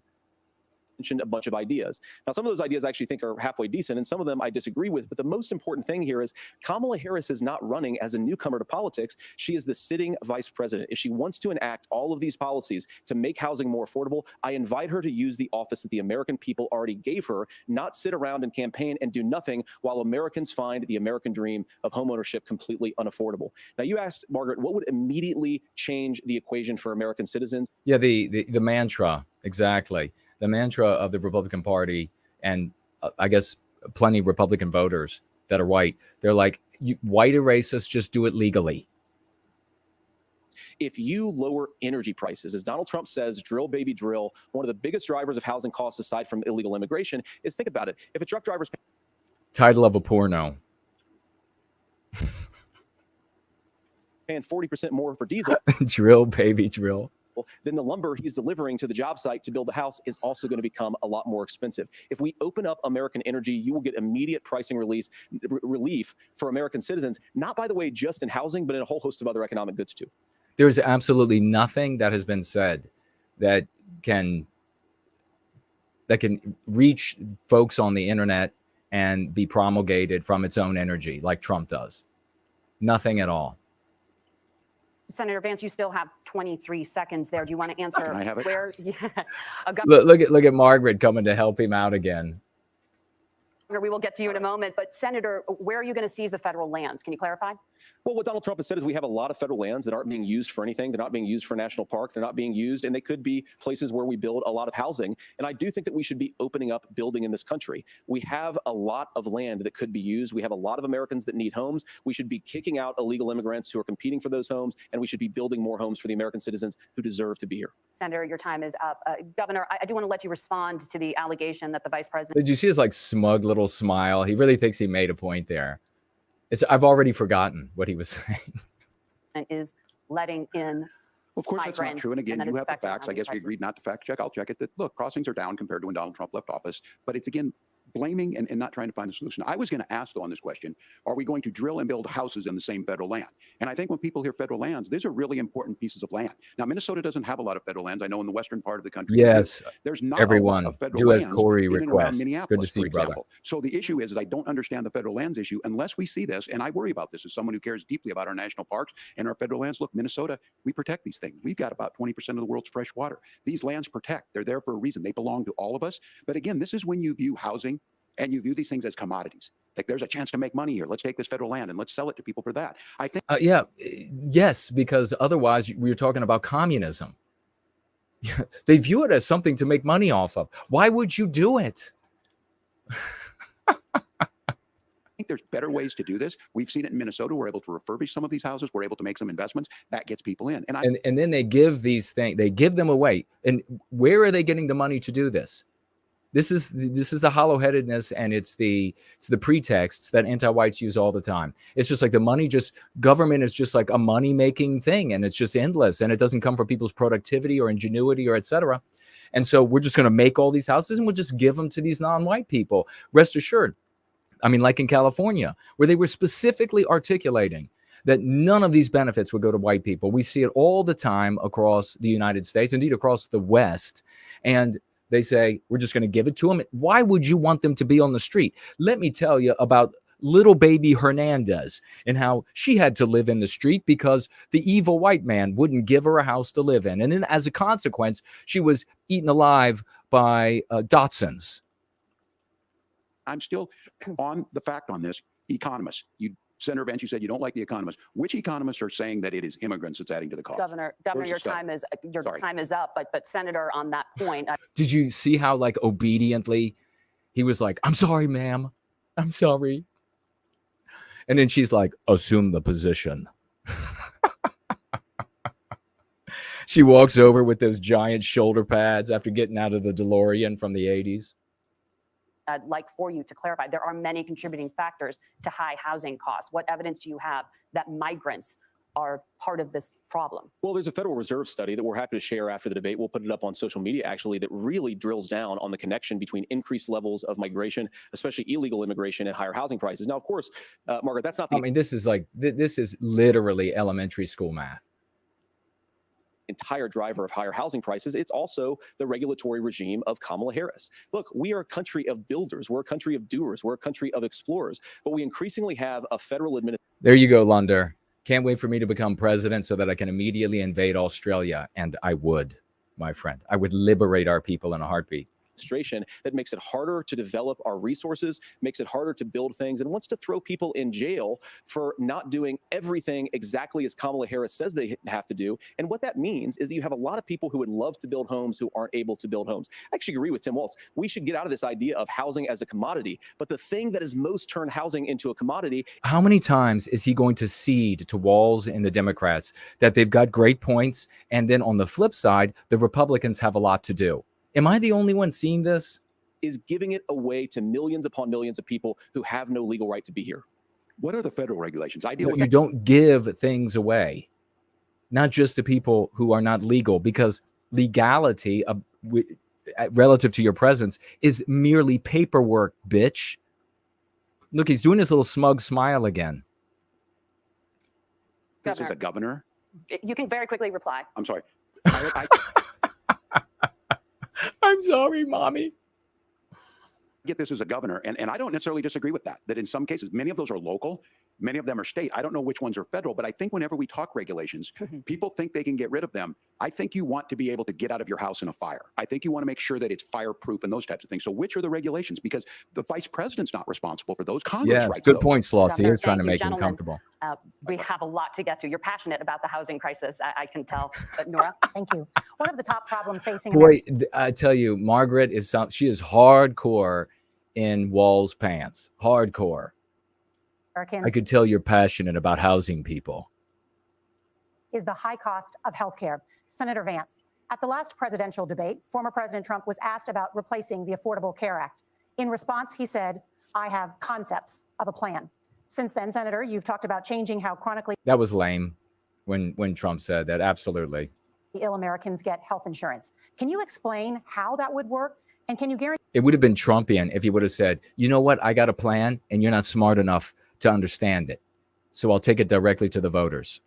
that Americans with pre-existing conditions won't pay more? I'll give you 2 minutes. Well, of course, we're going to cover Americans with pre-existing conditions. In fact, a lot of my family members have gotten health care. I believe, members of my family actually got private health insurance, at least for the first time, switched off of Medicaid onto private insurance for the first time under Donald Trump's leadership. And I think that, a lot of people have criticized this concept of a plan remark. I think it's very simple common sense. I think it's Tim Walz knows from 12 years in Congress. You're not going to propose a 900-page bill standing on a debate stage. It would bore everybody to tears, and it wouldn't actually mean anything because part of this is the give and take of bipartisan negotiation.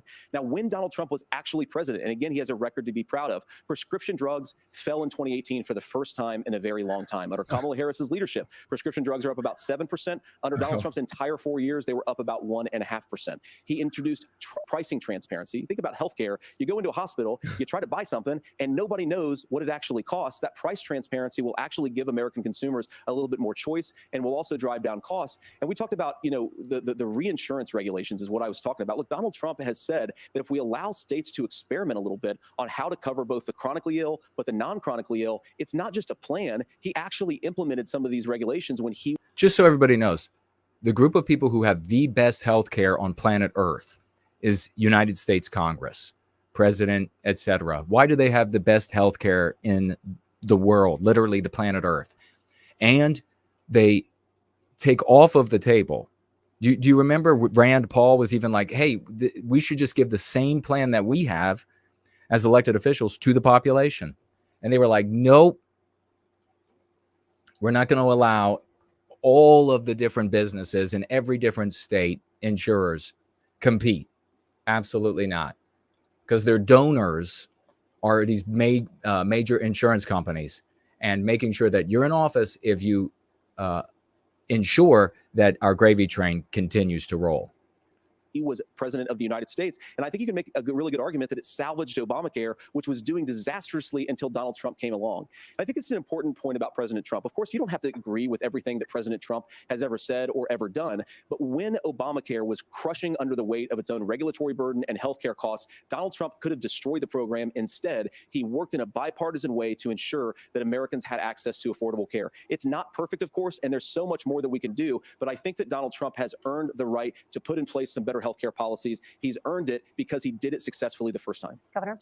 All right, here's where being an old guy gives you some history. I was there at the creation of the ACA. Of the reason world. It was so important is I come from a major healthcare state, home of the Mayo Clinic.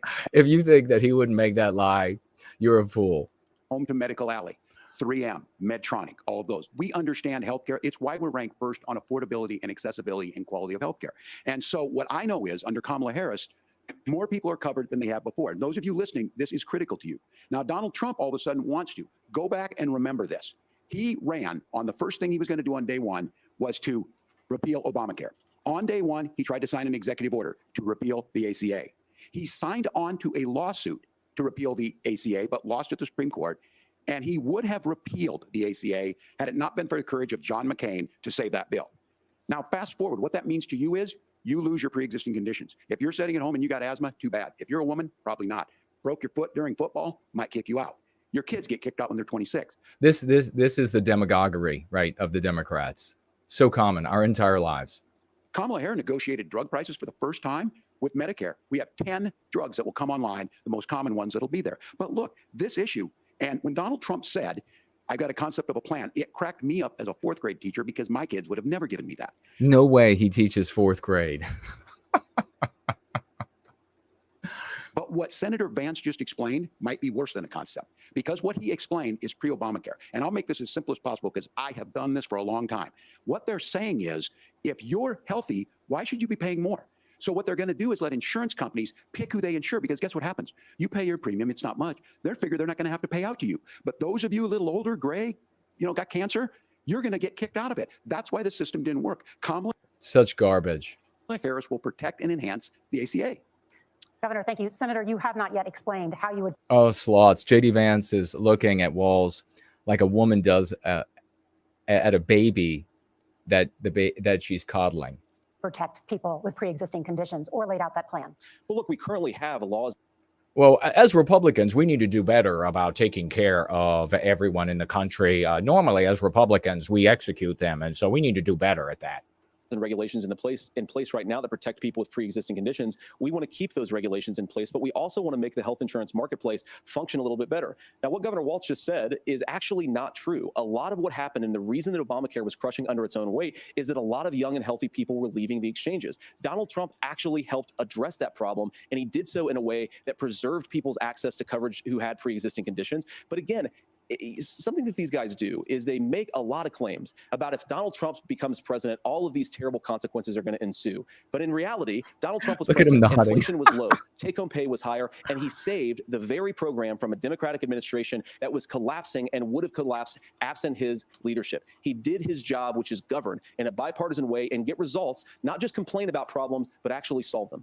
Governor, did enrollment under the Affordable Care Act go up under the Trump administration? It's higher now that we've seen it go up. Look, people are using it. The system works. And the question about this of young people or whatever, that's the individual mandate piece of this. And Republicans fought tooth and nail saying, well, Americans should be free to do this. Well, then so what you happens think the individual mandate's a good idea?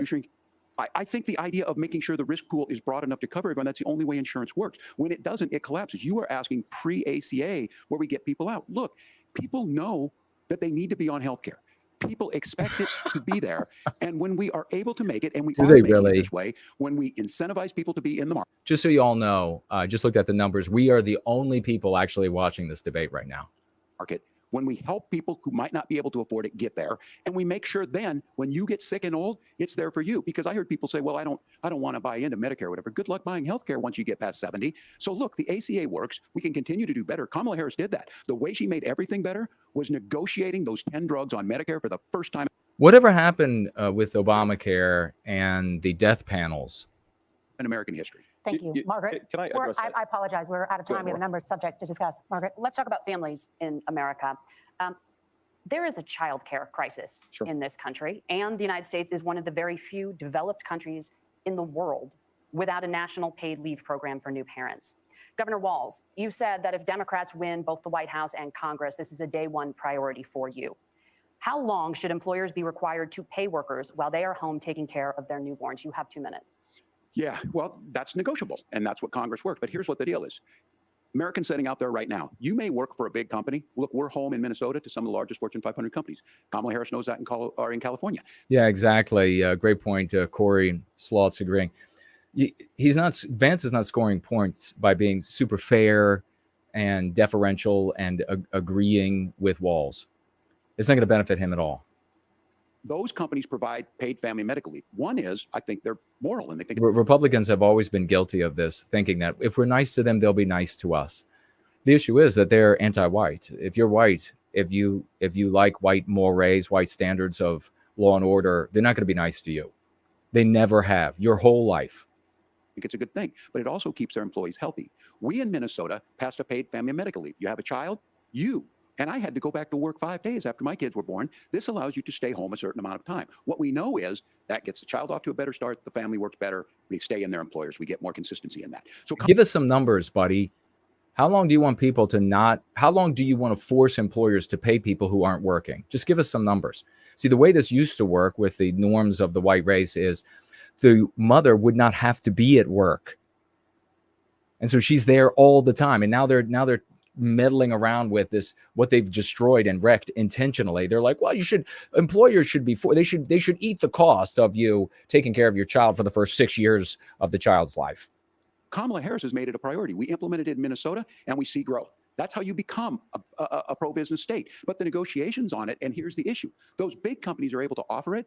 Those of you out there who don't have it, just imagine what happens if you get cancer or your child gets sick. We know what happens. You end up staying home. In some cases, that means no paycheck because you've got no protection on that. This is the case of an economy that Donald Trump has set for the wealthiest amongst us. He's willing to give those tax breaks to the wealthiest. He's willing to say, bust those unions up, do whatever. What we're saying is the economy works best. No, these unbelievable demagoguery and lying, and Vance just doesn't even flinch. He's like, we agree on so many things. When it works for all of us. And so a paid family medical leave program, and I will tell you, go to the families or go to the businesses and ask them. As far as childcare on this, you have to take it at both the supply and the demand side. You can't expect the most important people in our lives to take care of our children or our parents to get paid the least amount of money. And we have to make it easier for folks to be able to get into that business. Yeah, Rapunzel raising the good point of this guy's acting like he was the one that gave birth. He's like, 5 days after I had to be back at work. You're supposed to be a male. That's what you do. And then to make sure that folks are able to pay for that. We were able to do it in Minnesota, and I'm still telling you this. We were listed as the best state. We're still in crisis on this. A federal program of paid family medical leave and help with this will enhance our workforce, enhance our families, and make it easier to have the children that you want. Governor, your time is up. Senator, do you support a national paid? Okay, so nothing concrete. This is just like Kamala. And the reporters all coming to her aid. I'm sure you've probably heard the mantra. So many other reporters, they're like, she gives nebulous answers because these are nebulous situations. Meanwhile, when it comes to Trump, they're like, they want every jot and tittle of his plan so that they can attack every single bit that they feel that they can manipulate people on with their lies. It can't be done because of X or Y. Leave program. And if so, for how long should employers be mandated to pay their employees while they are home taking care of their newborn? You have 2 minutes. Yeah, well, first of all, Margaret, a number of my Republican colleagues and some Democrats, too, have worked on this issue. And I think there is a bipartisan solution here because a lot of us care about this issue. I mean, look, I speak from this very personally because I'm married to a beautiful woman. Oh, my God. Mother to our 3 beautiful kids. But stop talking about your Indian wife, man. I told you all about the Indians, didn't I? So they're the spouses, they're the candidates, they're on the in the executive branches everywhere, departments, every major business, everywhere. But is also a very, very brilliant corporate litigator, and I'm so proud of her. But being a working mom, what a little bitch! What a whiny little skirt-serving bitch. Meanwhile, she works for a radically anti-white law firm. Even He's so for proud of somebody her. with all of the advantages of my wife, is extraordinarily difficult. And it's not just difficult from a policy perspective. She actually had access to paid family leave because she worked for a bigger company. But He's a nice lap boy for females out there. Are you getting that feeling? Look at his mouth there. I have a feeling that he does that pose kind of often, probably at truck stops. Cultural pressure on young families and especially young women, I think makes it really hard for people to choose the family model they want. A lot of young women would like to go back to work immediately. Some would like to spend a little time home with the kids. Some would like to spend longer at home. They would like to go back to work. Look, he's doing the mouth again. I told you. It's become instinctual. Glory. Hole. Home with the kids. We should have a family care model that makes choice possible. And I think this is a very important substantive difference between Donald Trump and Kamala Harris's approach. Look at this guy. If you look at the federal programs that we have that support paid family leave right now, the Community Development Block Grant, and there's another block grant program that spends a lot of money from the federal government. These programs only go to one kind of child care model. Let's say you'd like your church maybe to help you. Wall's face is definitely the face of a comical loser in the Keystone Cops. Out with childcare. Maybe you live in a rural area or an urban area and you'd like to get together with families in your neighborhood to provide childcare in the way that makes the most sense. You don't get access to any of these federal monies. We want to promote choice in how we deliver family care and how we promote childcare, because look, it is unacceptable. And of course, Tim and I have been on the campaign trail a lot the past 7 or 8 weeks. And one of the biggest complaints I hear from young families is people who feel like they don't have options, like they're choosing between going to work or taking care for their kids. That is an incredible burden to put on American families. We're the only country that does it. I think we could do a heck of a lot better. Senator, thank you. You have also said, Senator Vance, many things about the American family. The Federal Reserve says parents will spend nearly as much on childcare as they do on housing each month. So I want to get your thoughts on this.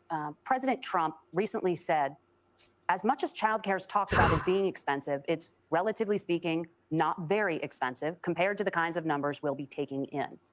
Is President Trump committed to the $5,000 per child tax credit that you have described? You have 1 minute. Well, what President Trump said, Margaret, I just want to defend my running mate here a little bit, is that we're going to be taking in a lot of money by penalizing companies for shipping jobs overseas and penalizing countries who employ slave laborers and then ship their products back into our country and undercut the wages of American workers. It's the heart of the Donald Trump economic plan. Cut taxes for American workers and American families. Cut taxes for businesses that are hiring and building companies in the United States of America, but penalize companies and countries that are shipping jobs overseas. That's the heart of the economic proposal. And I think what President Trump is saying is that when we bring in this additional revenue with higher economic growth, we're going to be able to provide paid family leave, childcare options that are viable and workable for a lot of American families. Can you clarify how that will solve the childcare shortage? Well, because as Tim said, a lot of the childcare shortages, we just don't have enough resources going. It isn't exactly what I just said moments ago about these anti-white reporters, et cetera, from the Democrats. They're like, oh, perfectly nebulous, blurry, indistinct answer. That makes sense because it's a nebulous, blurry, indistinct, turbid time. But when it comes to the Republicans, they want all of this granularity. Going into the multiple people who could be providing family care options. And we're going to have to, unfortunately, look, we're going to have to spend more money. We're going to have to induce more people to want to provide child care options for American families, because the reason it's so expensive right now is because you've got way too few people providing this very essential service. Thank you, Senator. Governor Walz, your ticket also has some child care tax credit proposals. Do you think Congress will agree to the $6,000 credit for newborns and $3,000 credit for children over the age of 6, as your campaign has promised? Is that realistic?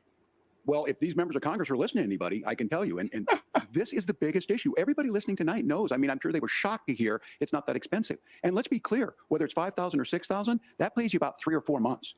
Let's be clear of where we're at on this. It's because we got out of an imbalance on this. Yeah, the amount of money that they're talking about here is even less than that, as the economy gets worse as a consequence of the Democrats.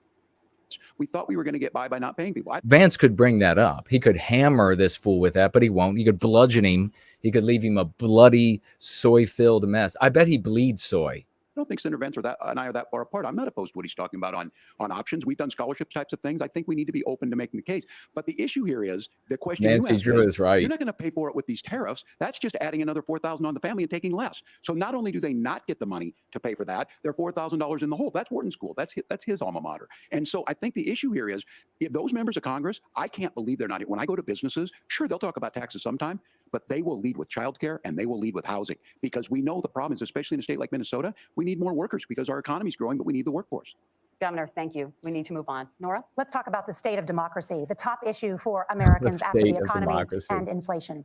After the 2020 election, President Trump's campaign and others filed 62 lawsuits contesting the results. Judges, including those appointed by President Trump and other Republican presidents, looked at the evidence and said there was no widespread fraud. The governors of every state in the nation, Republicans and Democrats, certified the 2020 election results and sent a legal slate of electors to Congress for January 6th. Senator Vance, you have said you would not have certified the last presidential election and would have asked the states. Very interested what his response will be here. To submit alternative electors. That has been called unconstitutional and illegal. Would you again seek to challenge this year's election results, even if every governor certifies the results? I'll give you 2 minutes. Well, Nora, first of all, I think that we're focused on the future. We need to figure out how to solve the inflation crisis caused by Kamala Harris's policies, make housing affordable, make groceries affordable, and that's what we're focused on. But I want to answer your question because you did ask it. Look, what President Trump has said is that there were problems in 2020, and my own belief is that we should fight about. Yeah, it was stolen. Many people think that. About those issues, debate those issues peacefully in the public square, and that's all I've said, and that's all that Donald Trump has said. Remember, he said that on January the 6th, the protesters ought to protest peacefully. And on January the 20th, what happened? Joe Biden became the president, Donald Trump left the White House, and now, of course, unfortunately, we have all of the negative policies that have come from the Harris-Biden administration. I believe that we actually do have a threat to democracy in this country, but unfortunately, it's not the threat to democracy that Kamala Harris and Tim Walz want to talk about. It is the threat of censorship. It's Americans casting aside lifelong friendships because of disagreements over politics. It's big technology companies. Big tech silencing their fellow citizens. And it's Kamala Harris saying that rather than debate and persuade her fellow Americans, she'd like to censor people who engage in misinformation. I think that is a much bigger threat to democracy than anything that we've seen in this country in the last 4 years, in the last 40 years. Now, I'm really proud, especially given that I was raised by two lifelong blue-collar Democrats, to have the endorsement of Bobby Kennedy Jr. and Tulsi Gabbard. How much more is he going to butter up Democrats? Lifelong leaders in the Democratic coalition. And of course, they don't agree with me and Donald Trump on every issue. We don't have to agree. Don't walk away from this, man. You need to talk about the Democrats being backed up and really the candidates of big pharma and big tech and big tech censorship on every issue. But we're united behind a basic. Why isn't he talking? Everyone in the country knows. I mean, you even had Facebook come out and say, yeah, we were censoring the shit out of conservatives. American First Amendment principle that we ought to debate our oh no, Vance is developing slime in his mouth. Differences. We ought to argue about them. We ought to try to persuade our fellow Americans. Kamala Harris is engaged in censorship at an industrial scale. She did it during COVID. She's done it over a number of other issues. And that to me is a much bigger threat to democracy than what Donald Trump said when he said that protesters should peacefully protest on January the 6th. Governor? Well, I've enjoyed tonight's debate, and I think there was a lot of commonality here. And I'm sympathetic to misspeaking on things, and I think I might have with the senator. Me too, man. There's one. Oh God. There's one though that this one is troubling. They're like about to start making out. This is disgusting. Look, he's looking at him like loves him. They're the best buddies. I mean, I say that because I think we need to tell the story. Donald Trump refused to acknowledge this. And the fact is that I don't think we can be the frog in the pot and let the boiling water go up. He was very clear. I mean, he lost this election and he said he Patriots Day. 140 police officers were beaten at the Capitol that day, some with the American flag, several later died. And it wasn't just in there. In Minnesota. No, jump into that right away. No police officers died as a consequence of the interaction with the protesters. Only one person died from the interaction. A group gathered on the state capitol grounds in St. Paul. Look, this fool over here is still, this absolute soy poster boy is just grinning at that statement. Hundreds of police officers were beaten and some later died. He said, we're marching to the governor's residence and there may be casualties. The only person there was my son and his dog, who was rushed out crying by state police. That issue and Mike Pence standing there as they were chanting, hang Mike Pence. Mike Pence made the right decision. So, Senator, it was adjudicated over and over and over. I worked with kids long enough to know, and I said as a football coach, sometimes you really want to win, but the democracy is bigger than winning an election. You shake hands, and then you try and do everything you can to help the other side win. That's what was at stake here. Now, the thing I'm most concerned about is the idea that imprisoning your political opponents, already laying the groundwork for people not accepting this. And a president's words matter. The Democrats have spent the last almost 4 years in lawfare against Donald Trump. Vance is just letting all of it go. Before this debate, Everywhere we were hearing about what an expert debater Vance was. I've seen a piss poor performance from Vance. A president's words matter. People hear that. So I think this issue of settling our differences at the ballot box, shaking hands when we lose, being honest about it, but to deny what happened on January 6th, the first time in American history. Meanwhile, we've all seen the endless videos, the compilations where they take the Democrats after every Republican victory, every single one of them. Just reflect on Hillary Clinton after she was defeated. She went everywhere across this country saying that it was a stolen and the Russians. And of course, we now know that her campaign paid for the dossier, paid for all of the, in fact, the FBI guy that was the link to the, I know that Donald Trump, and he provides the evidence, he has gone to prison for colluding with the Russians. That a president or anyone tried to overturn a fair election and a peaceful transfer of power. And here we are 4 years later in the same boat. I will tell you this, that when this is over, we need to shake hands, this election, and the winner needs to be the winner. This has got to stop. It's tearing our country apart. Margaret? Senator Vance, did you want to respond to that? Yeah, well, look, Tim, first of all, it's really rich for Democratic leaders to say that Donald Trump is a unique threat to democracy when he peacefully gave over power on January the 20th, as we have done for 250 years. Yeah, and by the way, exactly. And he should be talking about how the Democrats are responsible for all of these assassination attempts by saying things like Donald Trump is a threat to democracy in this country. Vance right now could say, do you want Trump dead? Are you one of the Democrats who clearly want Trump dead? We are going to shake hands after this debate and after this election. And of course, I hope that we win, and I think we're going to win. But if Tim Walz is the next vice president, he'll have my prayers, he'll have my best wishes, and he'll have my help whenever he wants it. But we have to remember that for years in this country, Democrats protested the results of elections. He'll have my help. Oh my, this is what an absolute abject bitch Vance is. Hillary Clinton in 2016 said that Donald Trump had the election stolen by Vladimir Putin because the Russians bought like $500,000 worth of Facebook ads. This has been going on for a long time. And if we want to say that we need to respect the results of the election, I'm on board. But if we want to say, as Tim Walz is saying, that this is just a problem that Republicans have had, I don't buy that. Governor. January 6th was not Facebook ads. And I think a revisionist history on this. Look, I don't understand how we got to this point. But the issue was that happened. Donald Trump can do it. And all of us say there's no place for this. It has massive repercussions. This idea that there's censorship to stop people from threatening to kill someone, threatening to do something, that's not censorship. Censorship is book banning. We've seen that. We've seen that brought up. I just think for everyone tonight, and I'm going to book banning. Vance, I think this is the conversation they want to hear. And I think there's a lot of agreement. But this is one that we are miles apart on. This was a threat to our democracy in a way that we had not seen. And it manifested itself because of Donald Trump's inability to say, he is still saying he didn't lose the election. I would just ask that, did he lose the 2020 election? Tim, I'm focused on the future. Did Kamala Harris censor Americans from speaking their mind in the wake of the 2020 COVID situation? That is a damning non-answer. It's a damning non-answer for you to not talk about censorship. Obviously, Good. Donald Trump and I think that finally in 2020. Finally, let's get some fight between these two. We've talked about it. I'm happy to talk about it further. But you guys attack us for not believing in democracy. The most sacred right under the United States democracy is the First Amendment. You yourself have said there's no First Amendment right to misinformation. Kamala Harris wants to use the power of government and big tech to silence people from speaking their minds. That is a threat to democracy that will long outlive the political moment. I would like Democrats and Republicans to both reject censorship. Let's persuade one another. Let's argue about ideas, and then let's come together afterwards. You can't yell fire in a crowded theater.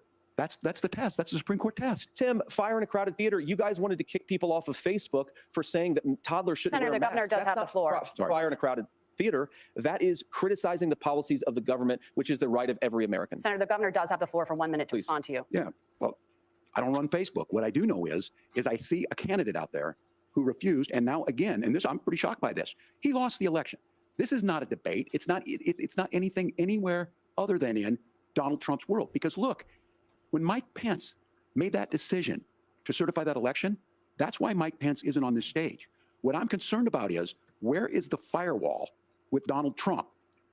Where is the firewall if he knows he could do anything, including taking an election, and his vice president's not going to stand to it? That's what we're asking you, America. Will you stand up? Will you keep your oath of office, even if the president doesn't? And I think Kamala Harris would agree. She wouldn't have picked me if she didn't think I would do that, because of course that's what we would do. He is the first white male DEI hire ever. They brought him on board to try to secure some votes from white males, because it's so obviously Democrat platform is anti-white male. So, America, I think you've got a really clear choice on this election of who's going to honor that democracy and who's going to honor Donald Trump. Governor, your time is up. Thank you, gentlemen. We will be right back with both of our candidates. The CBS News We'll try to skip through. Debate continues. Try to catch up some.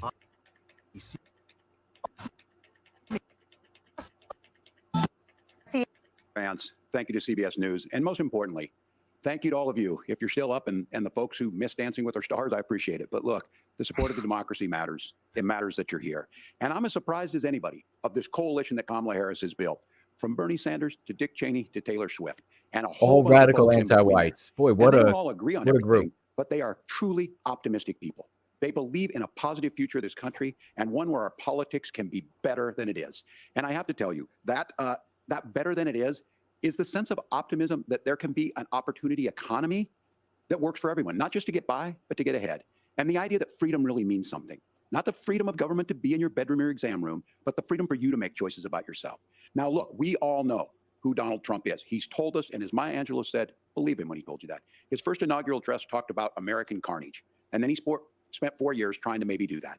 Senator Vance tonight made it clear he will stand with Donald Trump's agenda. He will continue to push down that road. Excuse me. Kamala Harris gives us a different option. Now, I'll have to tell you, I'm going to be careful about the quotes, but there's one that Senator Vance said that does resonate with me. He said, Donald Trump makes the people I care about afraid. A lot of America feels that way. We don't need to be afraid. Franklin Roosevelt was right. All we have to Stop being bitches. There's fear itself. Well, you're afraid that Donald Trump is just not anti-white enough. That's obviously what it is. Kamala Harris is bringing us a new way forward. She's bringing us a politics of joy. She's bringing real solutions for the middle class, and she's centering you at the heart of that. All the while asking everyone, join this movement, make your voices heard. Let's look for a new day where everybody gets that opportunity and everybody gets a chance to thrive. I humbly ask for your vote on November 5th for Kamala Harris. Governor Walz, thank you. Senator Vance, your closing statement.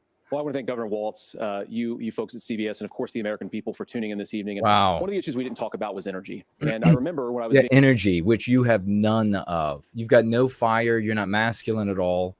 You're a pushover. You were being deferential this entire debate, like the bitch that you are, the anti-white bitch that you are. Raised by my grandmother when she didn't have enough money to turn on the heat some nights because it was pretty cold at night and because money was often very tight. And I believe, as a person who wants to be your next vice president, that we are a rich and prosperous enough country where every American, whether they're rich or poor, ought to be able to turn on their heat in the middle of a cold winter night. That's gotten more difficult thanks to Kamala Harris's energy policies. I believe that whether you're rich or poor, you ought to be able to afford a nice meal for your family. That's gotten harder because of Kamala Harris's policies. I believe that whether you're rich or poor, you ought to be able to afford to buy a house. You ought to be able to live in safe neighborhoods. You ought to not have your communities flooded with fentanyl. And that too has gotten harder with because of Kamala Harris's policies. Now, I've been in politics long enough to do what Kamala Harris does when she stands before the American people and says that on day one, she's going to work on all these when she says challenges I just listed. She's been the vice president for 3.5 years. Day one was 1,400 days ago, and her policies have made these problems worse.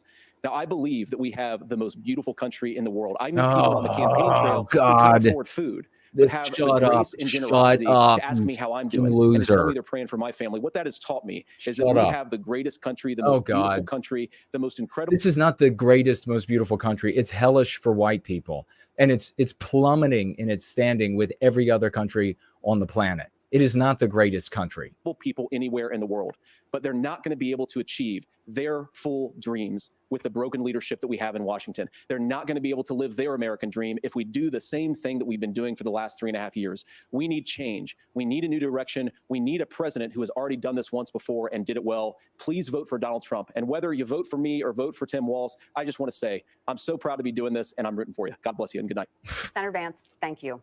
And thank you both for participating in the only vice presidential debate of this election cycle. Look at these two vultures. I'm Margaret Brennan. And I'm Nora O'Donnell. And a reminder, there are just 35 days until Election Day. Please get out and vote. There you and have for it. all of us here at CBS News, thank you and good night. Well, oh boy, you didn't want to. I want to add this pack. Take a look at this. At CBS News. Watch how little boy Vance runs over to shake hands. Thank you. Watch and this. Good night. Oh yeah, we did it together. We're bros. Want to go out and get a flavored alcoholic beverage? The first and only vice presidential debate this election. Oh, there's his brown wife. There's his Indian wife. Now complete. And there's the cackling, crazy wife notice here the two of candidates Walls. lingering on the stage. That's quite a difference from the presidential debate, in which it was not even sure that Vice President Harris and Donald Trump would shake hands. It was a debate in which the line, "I appreciate what Tim said about Finland," was one of the many ways in which Senator Vance agreed with the governor. The governor agreed right back. But that's the tone and the... Well, they didn't take that second commercial break, which they were supposed... Well, they did. We jumped through it. That's what it was. I thought it would be earlier, though. They dropped it in at the end there, right before their closing remarks, which is kind of odd. But what do you all think? We'll take a look at the financial gifts, and then we will have just a little look at some of what is going on in the Middle East. Let's see. What do we have here? Oh, that's going on. What else do we have? Yes. Conflict in the Middle East, ladies and gentlemen. Let's see over here. Oh my gosh. Dude bro moment. Please, everybody, celebrate Dude bro moment. $50 financial gift over the course of this watch party of the lamest debate in a very long time. I remember when I was a child, they were quite lame as well. They spent a lot of time agreeing with each other and complimenting each other, and how they know that deep down they know the other person's just trying to do the right thing for everybody. And this was a throwback to those. Geez, I remember Quail, and this is a throwback to the losers of yore. Dude bro moment, though, is a champion. 50 white well-being dollars, and he says for white well-being. Thank you so much, champion. Give fire and crowns and gems to Dude Bro Moment. We also keep the fire and gems and crowns going, ladies and gentlemen, on this watch night of the lamest debate in history. There a couple words came to mind that I probably don't want to use. But the daintiest debate ever. We want to celebrate $50 financial gift from William 50 white well-being dollars, and he says with his $50 financial gift, don't be afraid, white brethren, to love your people. Thanks for fighting for white well-being, Jason. Well, big thank you to you as well, William. God bless you. Prometheus bless you. We also have a $5 financial gift from the one and only, the guy who is first and the guy who is last.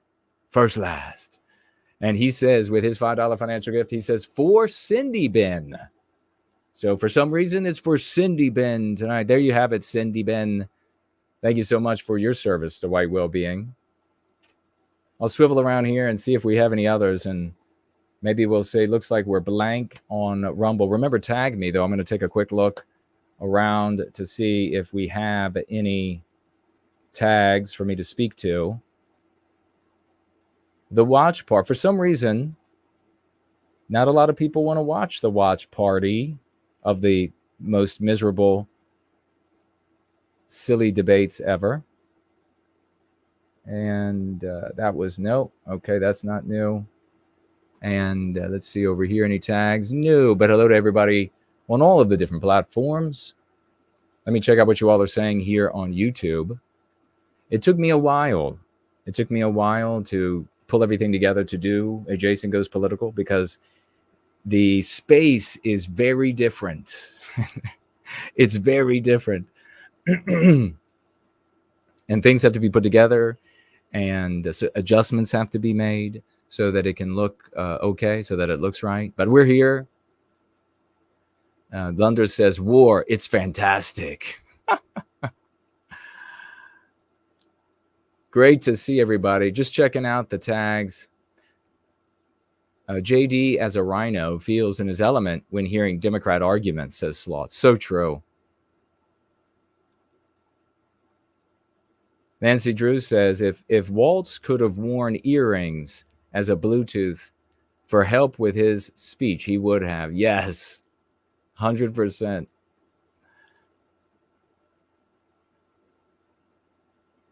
Westman Positivity says, I'm loving the consistency from No White Guilt. Yeah, we don't waver. We are white positive, and that's how we address everything. So could you imagine, though, me debating either of those guys? I would totally eviscerate them. So that was your CBS debate tonight, as soporific of a debate that a debate can be. Gentile gentlemen, good to see you tonight. I, for one, am still concerned about the well-being of that Malma's children who live in Vance's house. What's going on with that? Wear a tricorn when you run for president. Make tricorns based again, says Lunder. I could do that. Wouldn't that be something?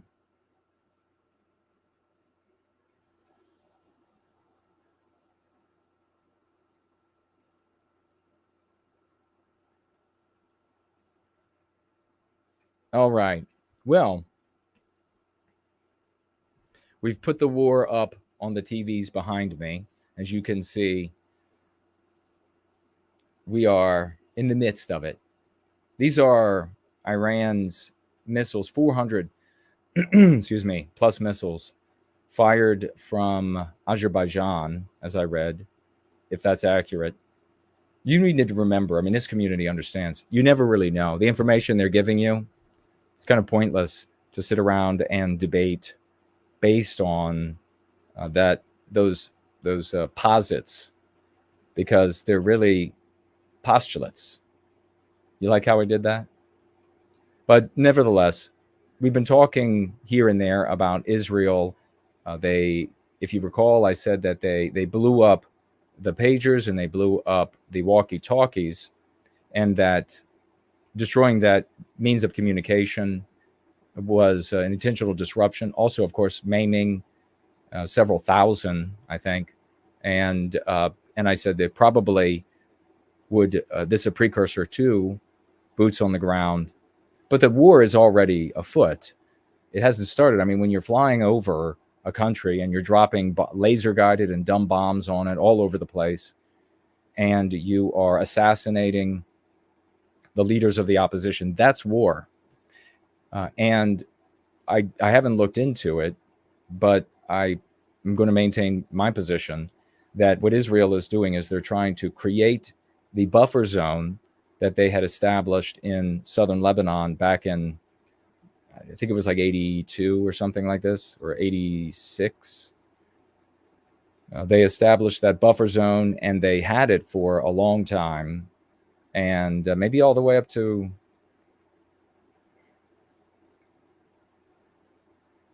was 2020, 10. Was it that long? And then they lost it because of the constant attacks. So that's probably what they're trying to establish again. And they're going to use the air superiority, the tech that they have, the assassinations, as well as to whatever degree they feel necessary, the troops. There's a river in southern Lebanon that they will probably want to make from that river all the way back a buffer zone to protect Israeli citizens. Of course, immediately Israelis will begin moving into Lebanon. I mean, that's just the way it is. But that's my guess. Reestablishing. And so Iran let these missiles fly, but I think either nobody died or maybe a couple people. But I don't foresee, let's put it this way. Eventually, the likelihood of a significant conflict between Israel and Iran is pretty high eventually. The Iranians are able to unite Shiites across the entire region. And so they all look to the theocracy that is Iran ever since that revolution in like the 70s. They're able to unite them in a way that normal democracies or other leadership in the Arab world is unable.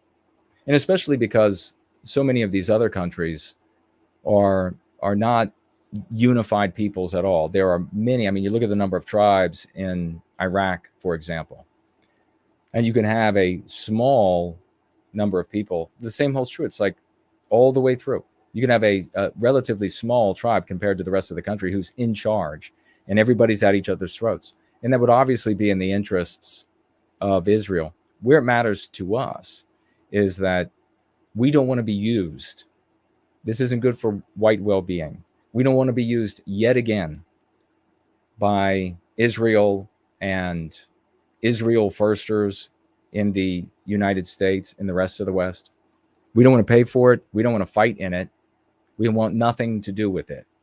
I want, as I say, and I always will, innocent people on both sides to be unharmed and let the belligerents just do their thing. But let's not participate in this. The quickest way to achieve peace when it comes to the Middle East is this. And it's the reason why, by the way, that I believe that Israel is taking advantage of these final couple of months before the election in America, is that there will be a threat that will be backed up with belief that America will not underwrite anything that Israel does.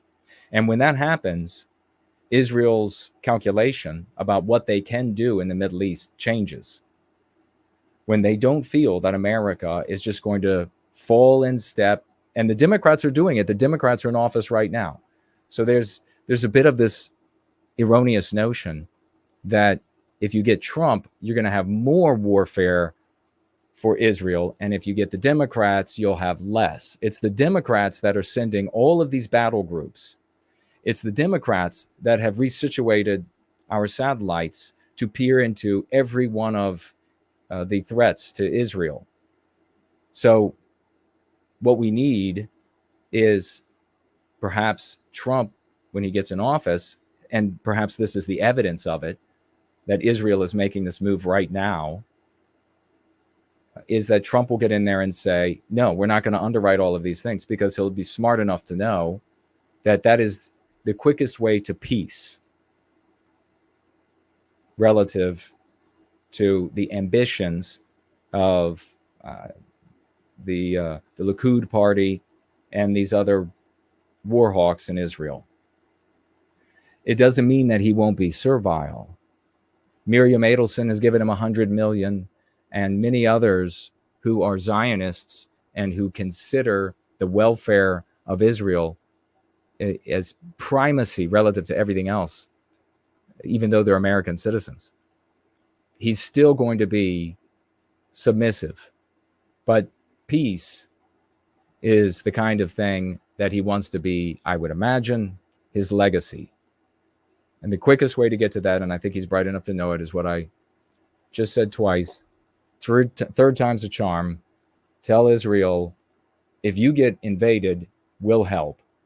But otherwise, we're not backing you up. And I think that would change the calculation. And that is, again, why I think they're moving quickly up into Lebanon. They could have had a prolonged aerial bombardment that really would have softened everything up so that there would be zero resistance in southern Lebanon. And now, given that they have bombed the living shit out of everybody there, it really could have gone on for quite some time.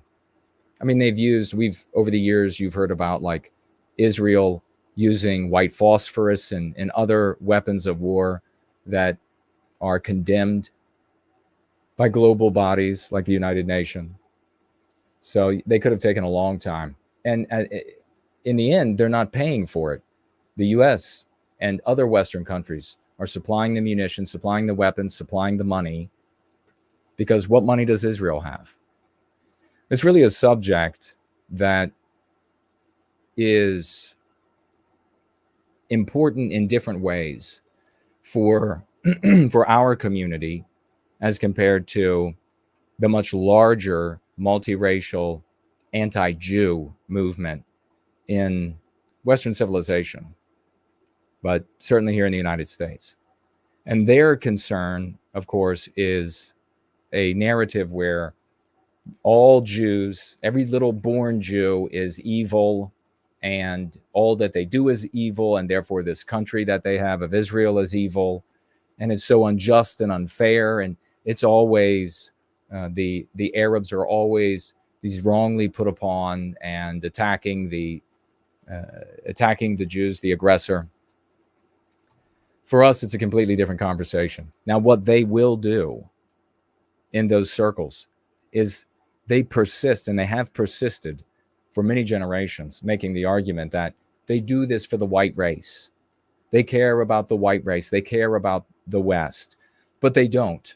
And I have lived that reality for decades. You all have witnessed it for the past 7 years online, how they will relentlessly attack a community who literally does good for white people. And what we don't do is attack Jewish people on the basis of their birth. And who are the folks who attack us the most, who attack me the most? It's not the anti-whites. The anti-whites, they've had a steady, constant attack against the things that I do. We easily defeat and dismiss them. We dispatch them gloriously. No, it's the endless slanders. In fact, I saw under my interview that I did with Lily Gaddis, another one of these recurring slanders from these multiracial, anti-Jew bastards trying to warn Lily off from ever talking to me again, and using any excuse that that individual thinks will work on Lily Gaddis and her new show, probably going to McGinnis, probably sending messages to him saying whatever he thinks McGinnis and the other guy, who's the other guy? Kumia, I think, owns it with him, saying whatever they need to hear to not allow me to be on or to on any of their shows, including Lily's. And the reason why is that we reveal their argument that they hate Jews for the benefit of white people. We reveal that to be a fraud, because you can serve white well-being. You can do it successfully like we do here, changing people's lives for the better, changing policies at police departments, getting adjudicated in a child custody case as something that is innocuous, the go-free practice. In Canada, these anti-white, ultimately anti-white, but the multiracial anti-Jew movement is a fraud. That's why they attack. They're going to make very big news out of something like this. For us, it just comes down to, we don't want any part of this. We don't want to pay for it. We don't want to underwrite your aggression with other countries, and we're done with it. And that's where we would be if I were crowned rightfully emperor of Western kind. That's where we would be. That would end immediately. Servile service to Israel would end immediately. And then they'll say something, the anti-Jew people will say something like, well, doesn't that reveal they control everything? Control everything. What it reveals is that there is success in service to your well-being, individual well-being, by way of your people's well-being. There is success there. There's happiness there. There's wealth there. That's what it reveals. And where that is exerted, that pressure is exerted, you're more likely going to have success in an arrangement like that than you are as a selfish individual. which is what white people are up to. And this is only a fraction of the overall Jewish population that work together for that purpose. Certainly Israelis, but even in Israel, there is internecine conflict, disagreement about how best to achieve the tranquility and peace and safety that they would like to have in that country. So let's take a look at the article, and we'll see. Let's see where I can.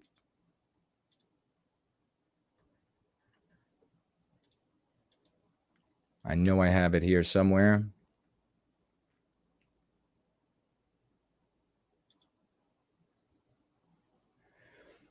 Israel vows vengeance after defeated and ineffective Iranian ballistic missile attack that results in only 3 casualties. Yeah, I mean, like I said, they had a buffer zone before. I think it was 2000 was when it ended. They had a buffer zone because they had a war, another brief conflict with Hezbollah in 2006, I think. So it was like 82 to 2000. And it's just logical. It makes sense that they would want that buffer. Israel has vowed vengeance after Iran launched. Now, at this point, they're saying 200 missiles, ballistic missiles. I saw another report that said over 400. At the Jewish state. Now, that's something I wondered. Is it at Israel, or was it at this border between Israel and Lebanon to deter, to kill the incursion? Dozens of which penetrated air defenses and struck, well, it says here, struck Tel Aviv and other population centers, despite the attack having more impact than the earlier strike in April. Now, of course, it would. They sent far more projectiles of various types, drones and surface-to-surface missiles.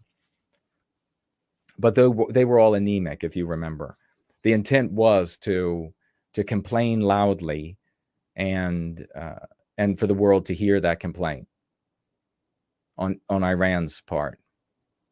Only 2 Israelis were injured. And the only death, so there's one died, was a Palestinian man in the West Bank who was crushed by an intercepted missile fuselage. Boy. The attack appears to have been defeated and ineffective, President Joe Biden said following. By the way, we have ships there that were also shooting down the missiles coming in. So it's, again, at our expense. But I could see at least Trump getting into office. I'm not saying this will happen for sure, but he's going to want to come away with peace. And like I said, that's why I think Israel is moving now to initiate and create this buffer and then shore it up while Trump is in office. I could see Trump saying, yeah, we'll shoot the missiles down, the inbound missiles. We'll come to your help if they invade. But no more underwriting the aggression. Quote said Joe Biden, make no mistake, the United States is fully supportive of Israel. He really did say fully 3 times. I'm not making that up. Sirens began flaring. You mean blaring? Shortly after 7:30 p.m. local time, with 10 million residents called to take shelter from the assault that left missiles and shrapnel hitting Tel Aviv. Well, okay, so the missiles and shrapnel hit Tel Aviv, but I'd have to look at a map to see. Were they flying over Tel Aviv for the border with Lebanon? I wonder. Enos, a man who lives just 20 minutes north of Tel Aviv, told the Post the explosions left the entire apartment building shaking as he and others hid in a shelter. The blasts were incredibly loud and intense, shaking the walls and windows. This was the first time I truly felt afraid, and the booms were unlike anything I had experienced before. So they were legit surface-to-surface missiles. So yeah, it says here, Islamic Revolutionary Guard Corps, IRGC, said the attack was in direct response to the recent assassinations of Nasrallah and Hania and an Iranian general. So I'm just looking to see if there's any news about, are we going to be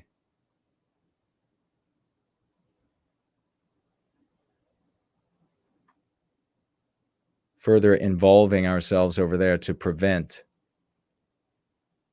the Iran and its satellites, really all of Shiite Islam, from retaliating. Let's see, I had one other, or at least retaliating on a big enough scale for it to matter. IDF, Iran has fired missiles at Israel. All residents ordered to bomb shelters.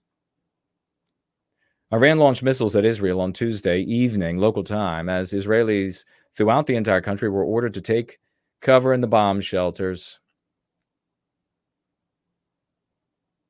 Short while ago, missiles were launched from Iran toward the state of Israel. You are instructed to remain alert and precise. Okay, so that was their message to their population. So it doesn't look like there's, unless you all have something to share with me, any more information. I don't see anything else here about any more assets or aid to be rendered to Israel. Jody is here. Hello to you. They cannot discuss peace when their arguments all involve violence toward white people. Yeah, great point. SN says, believe me or not, but name Nasrallah in Russian means when a female took a shit. I don't doubt it. Cindy Ben is here. Janice is here. Jay Bishop is here. Cool Papa J Magic is here.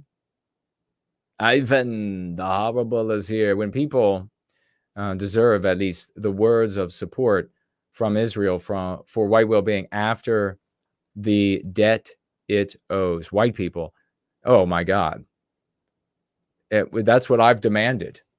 When I was in junior high school, I said to my history teacher there, when do I get gratitude? Because it feels like I, as a white 12-year-old boy in America, am being condemned, held responsible, and have to pay some sort of like recompense for harm that was done to Jews in Germany long before I was alive.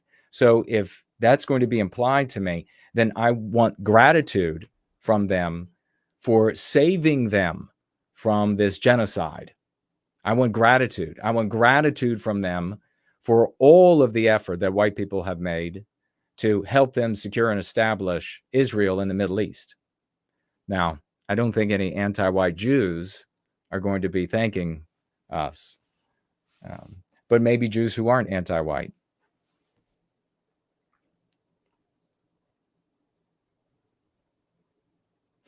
First Last says, I love how you did that. I don't know what I did, but I'm glad you loved it, my friend.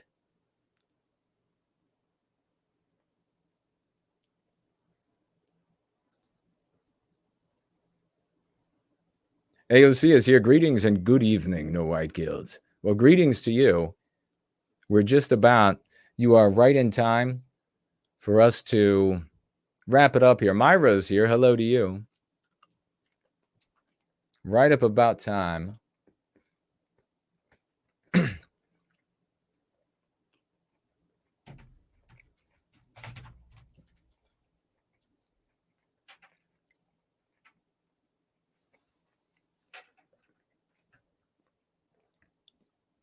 Jenna said that her German grandfather served in the American military in World War II. I think everybody's grandfathers in Western countries of a certain age and older, grandfathers served. And we celebrate white people on all sides of a conflict who aren't anti-white. I think it's impossible to conclude that there were many, if any, white guys who went off to war in World War II to fight the Germans or the Italians who kept flipping sides, or the Japanese, and conclude that they had anti-white motivations for doing so. In fact, we heard prominent people like Patton saying publicly, hey, something's not right with this. And if he was articulating it, then probably nearly every soldier, sailor, airman, Marine were saying the same or thinking it.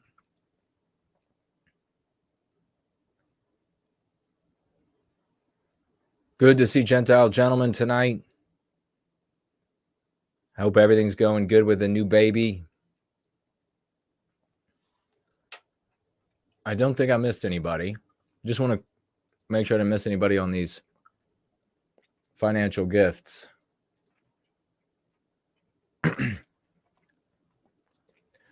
Darn. I think Walls coughed something onto me. I'm going to have to go get a shot. I didn't miss anybody there. Didn't miss anybody there.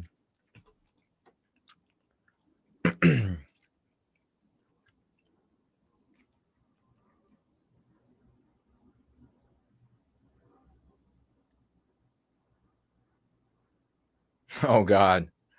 On Rumble. Is that alt? Alien exists, I think is what it says. Vance didn't shit himself.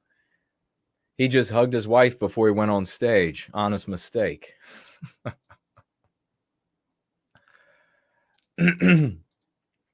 That's funny.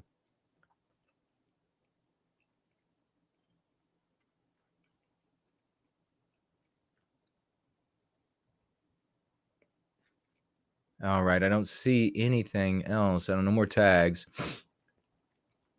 Come back tomorrow night, ladies and gentlemen. It'll be around 8. So I know we've been starting at 8:30 tomorrow.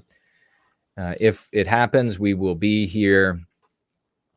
Well, no, it's going to happen. I'm going to roll in tomorrow at 8 or 8:30. But we might have a guest. If we have a guest, it will be at 8. It should start at 8. And it's going to be a wonderful guest. It's going to be a wonderful time. You're going to enjoy yourself. So you're not going to want to miss that. 8 or 8:30 Eastern Standard Time tomorrow. You're welcome, Nancy. Thank you for the appreciation. So all I got to do is remember, what's my line when we wrap it up here?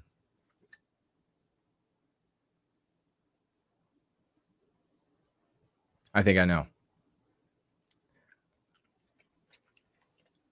It's not time for bed, but it's later than you think it is. Good night, America.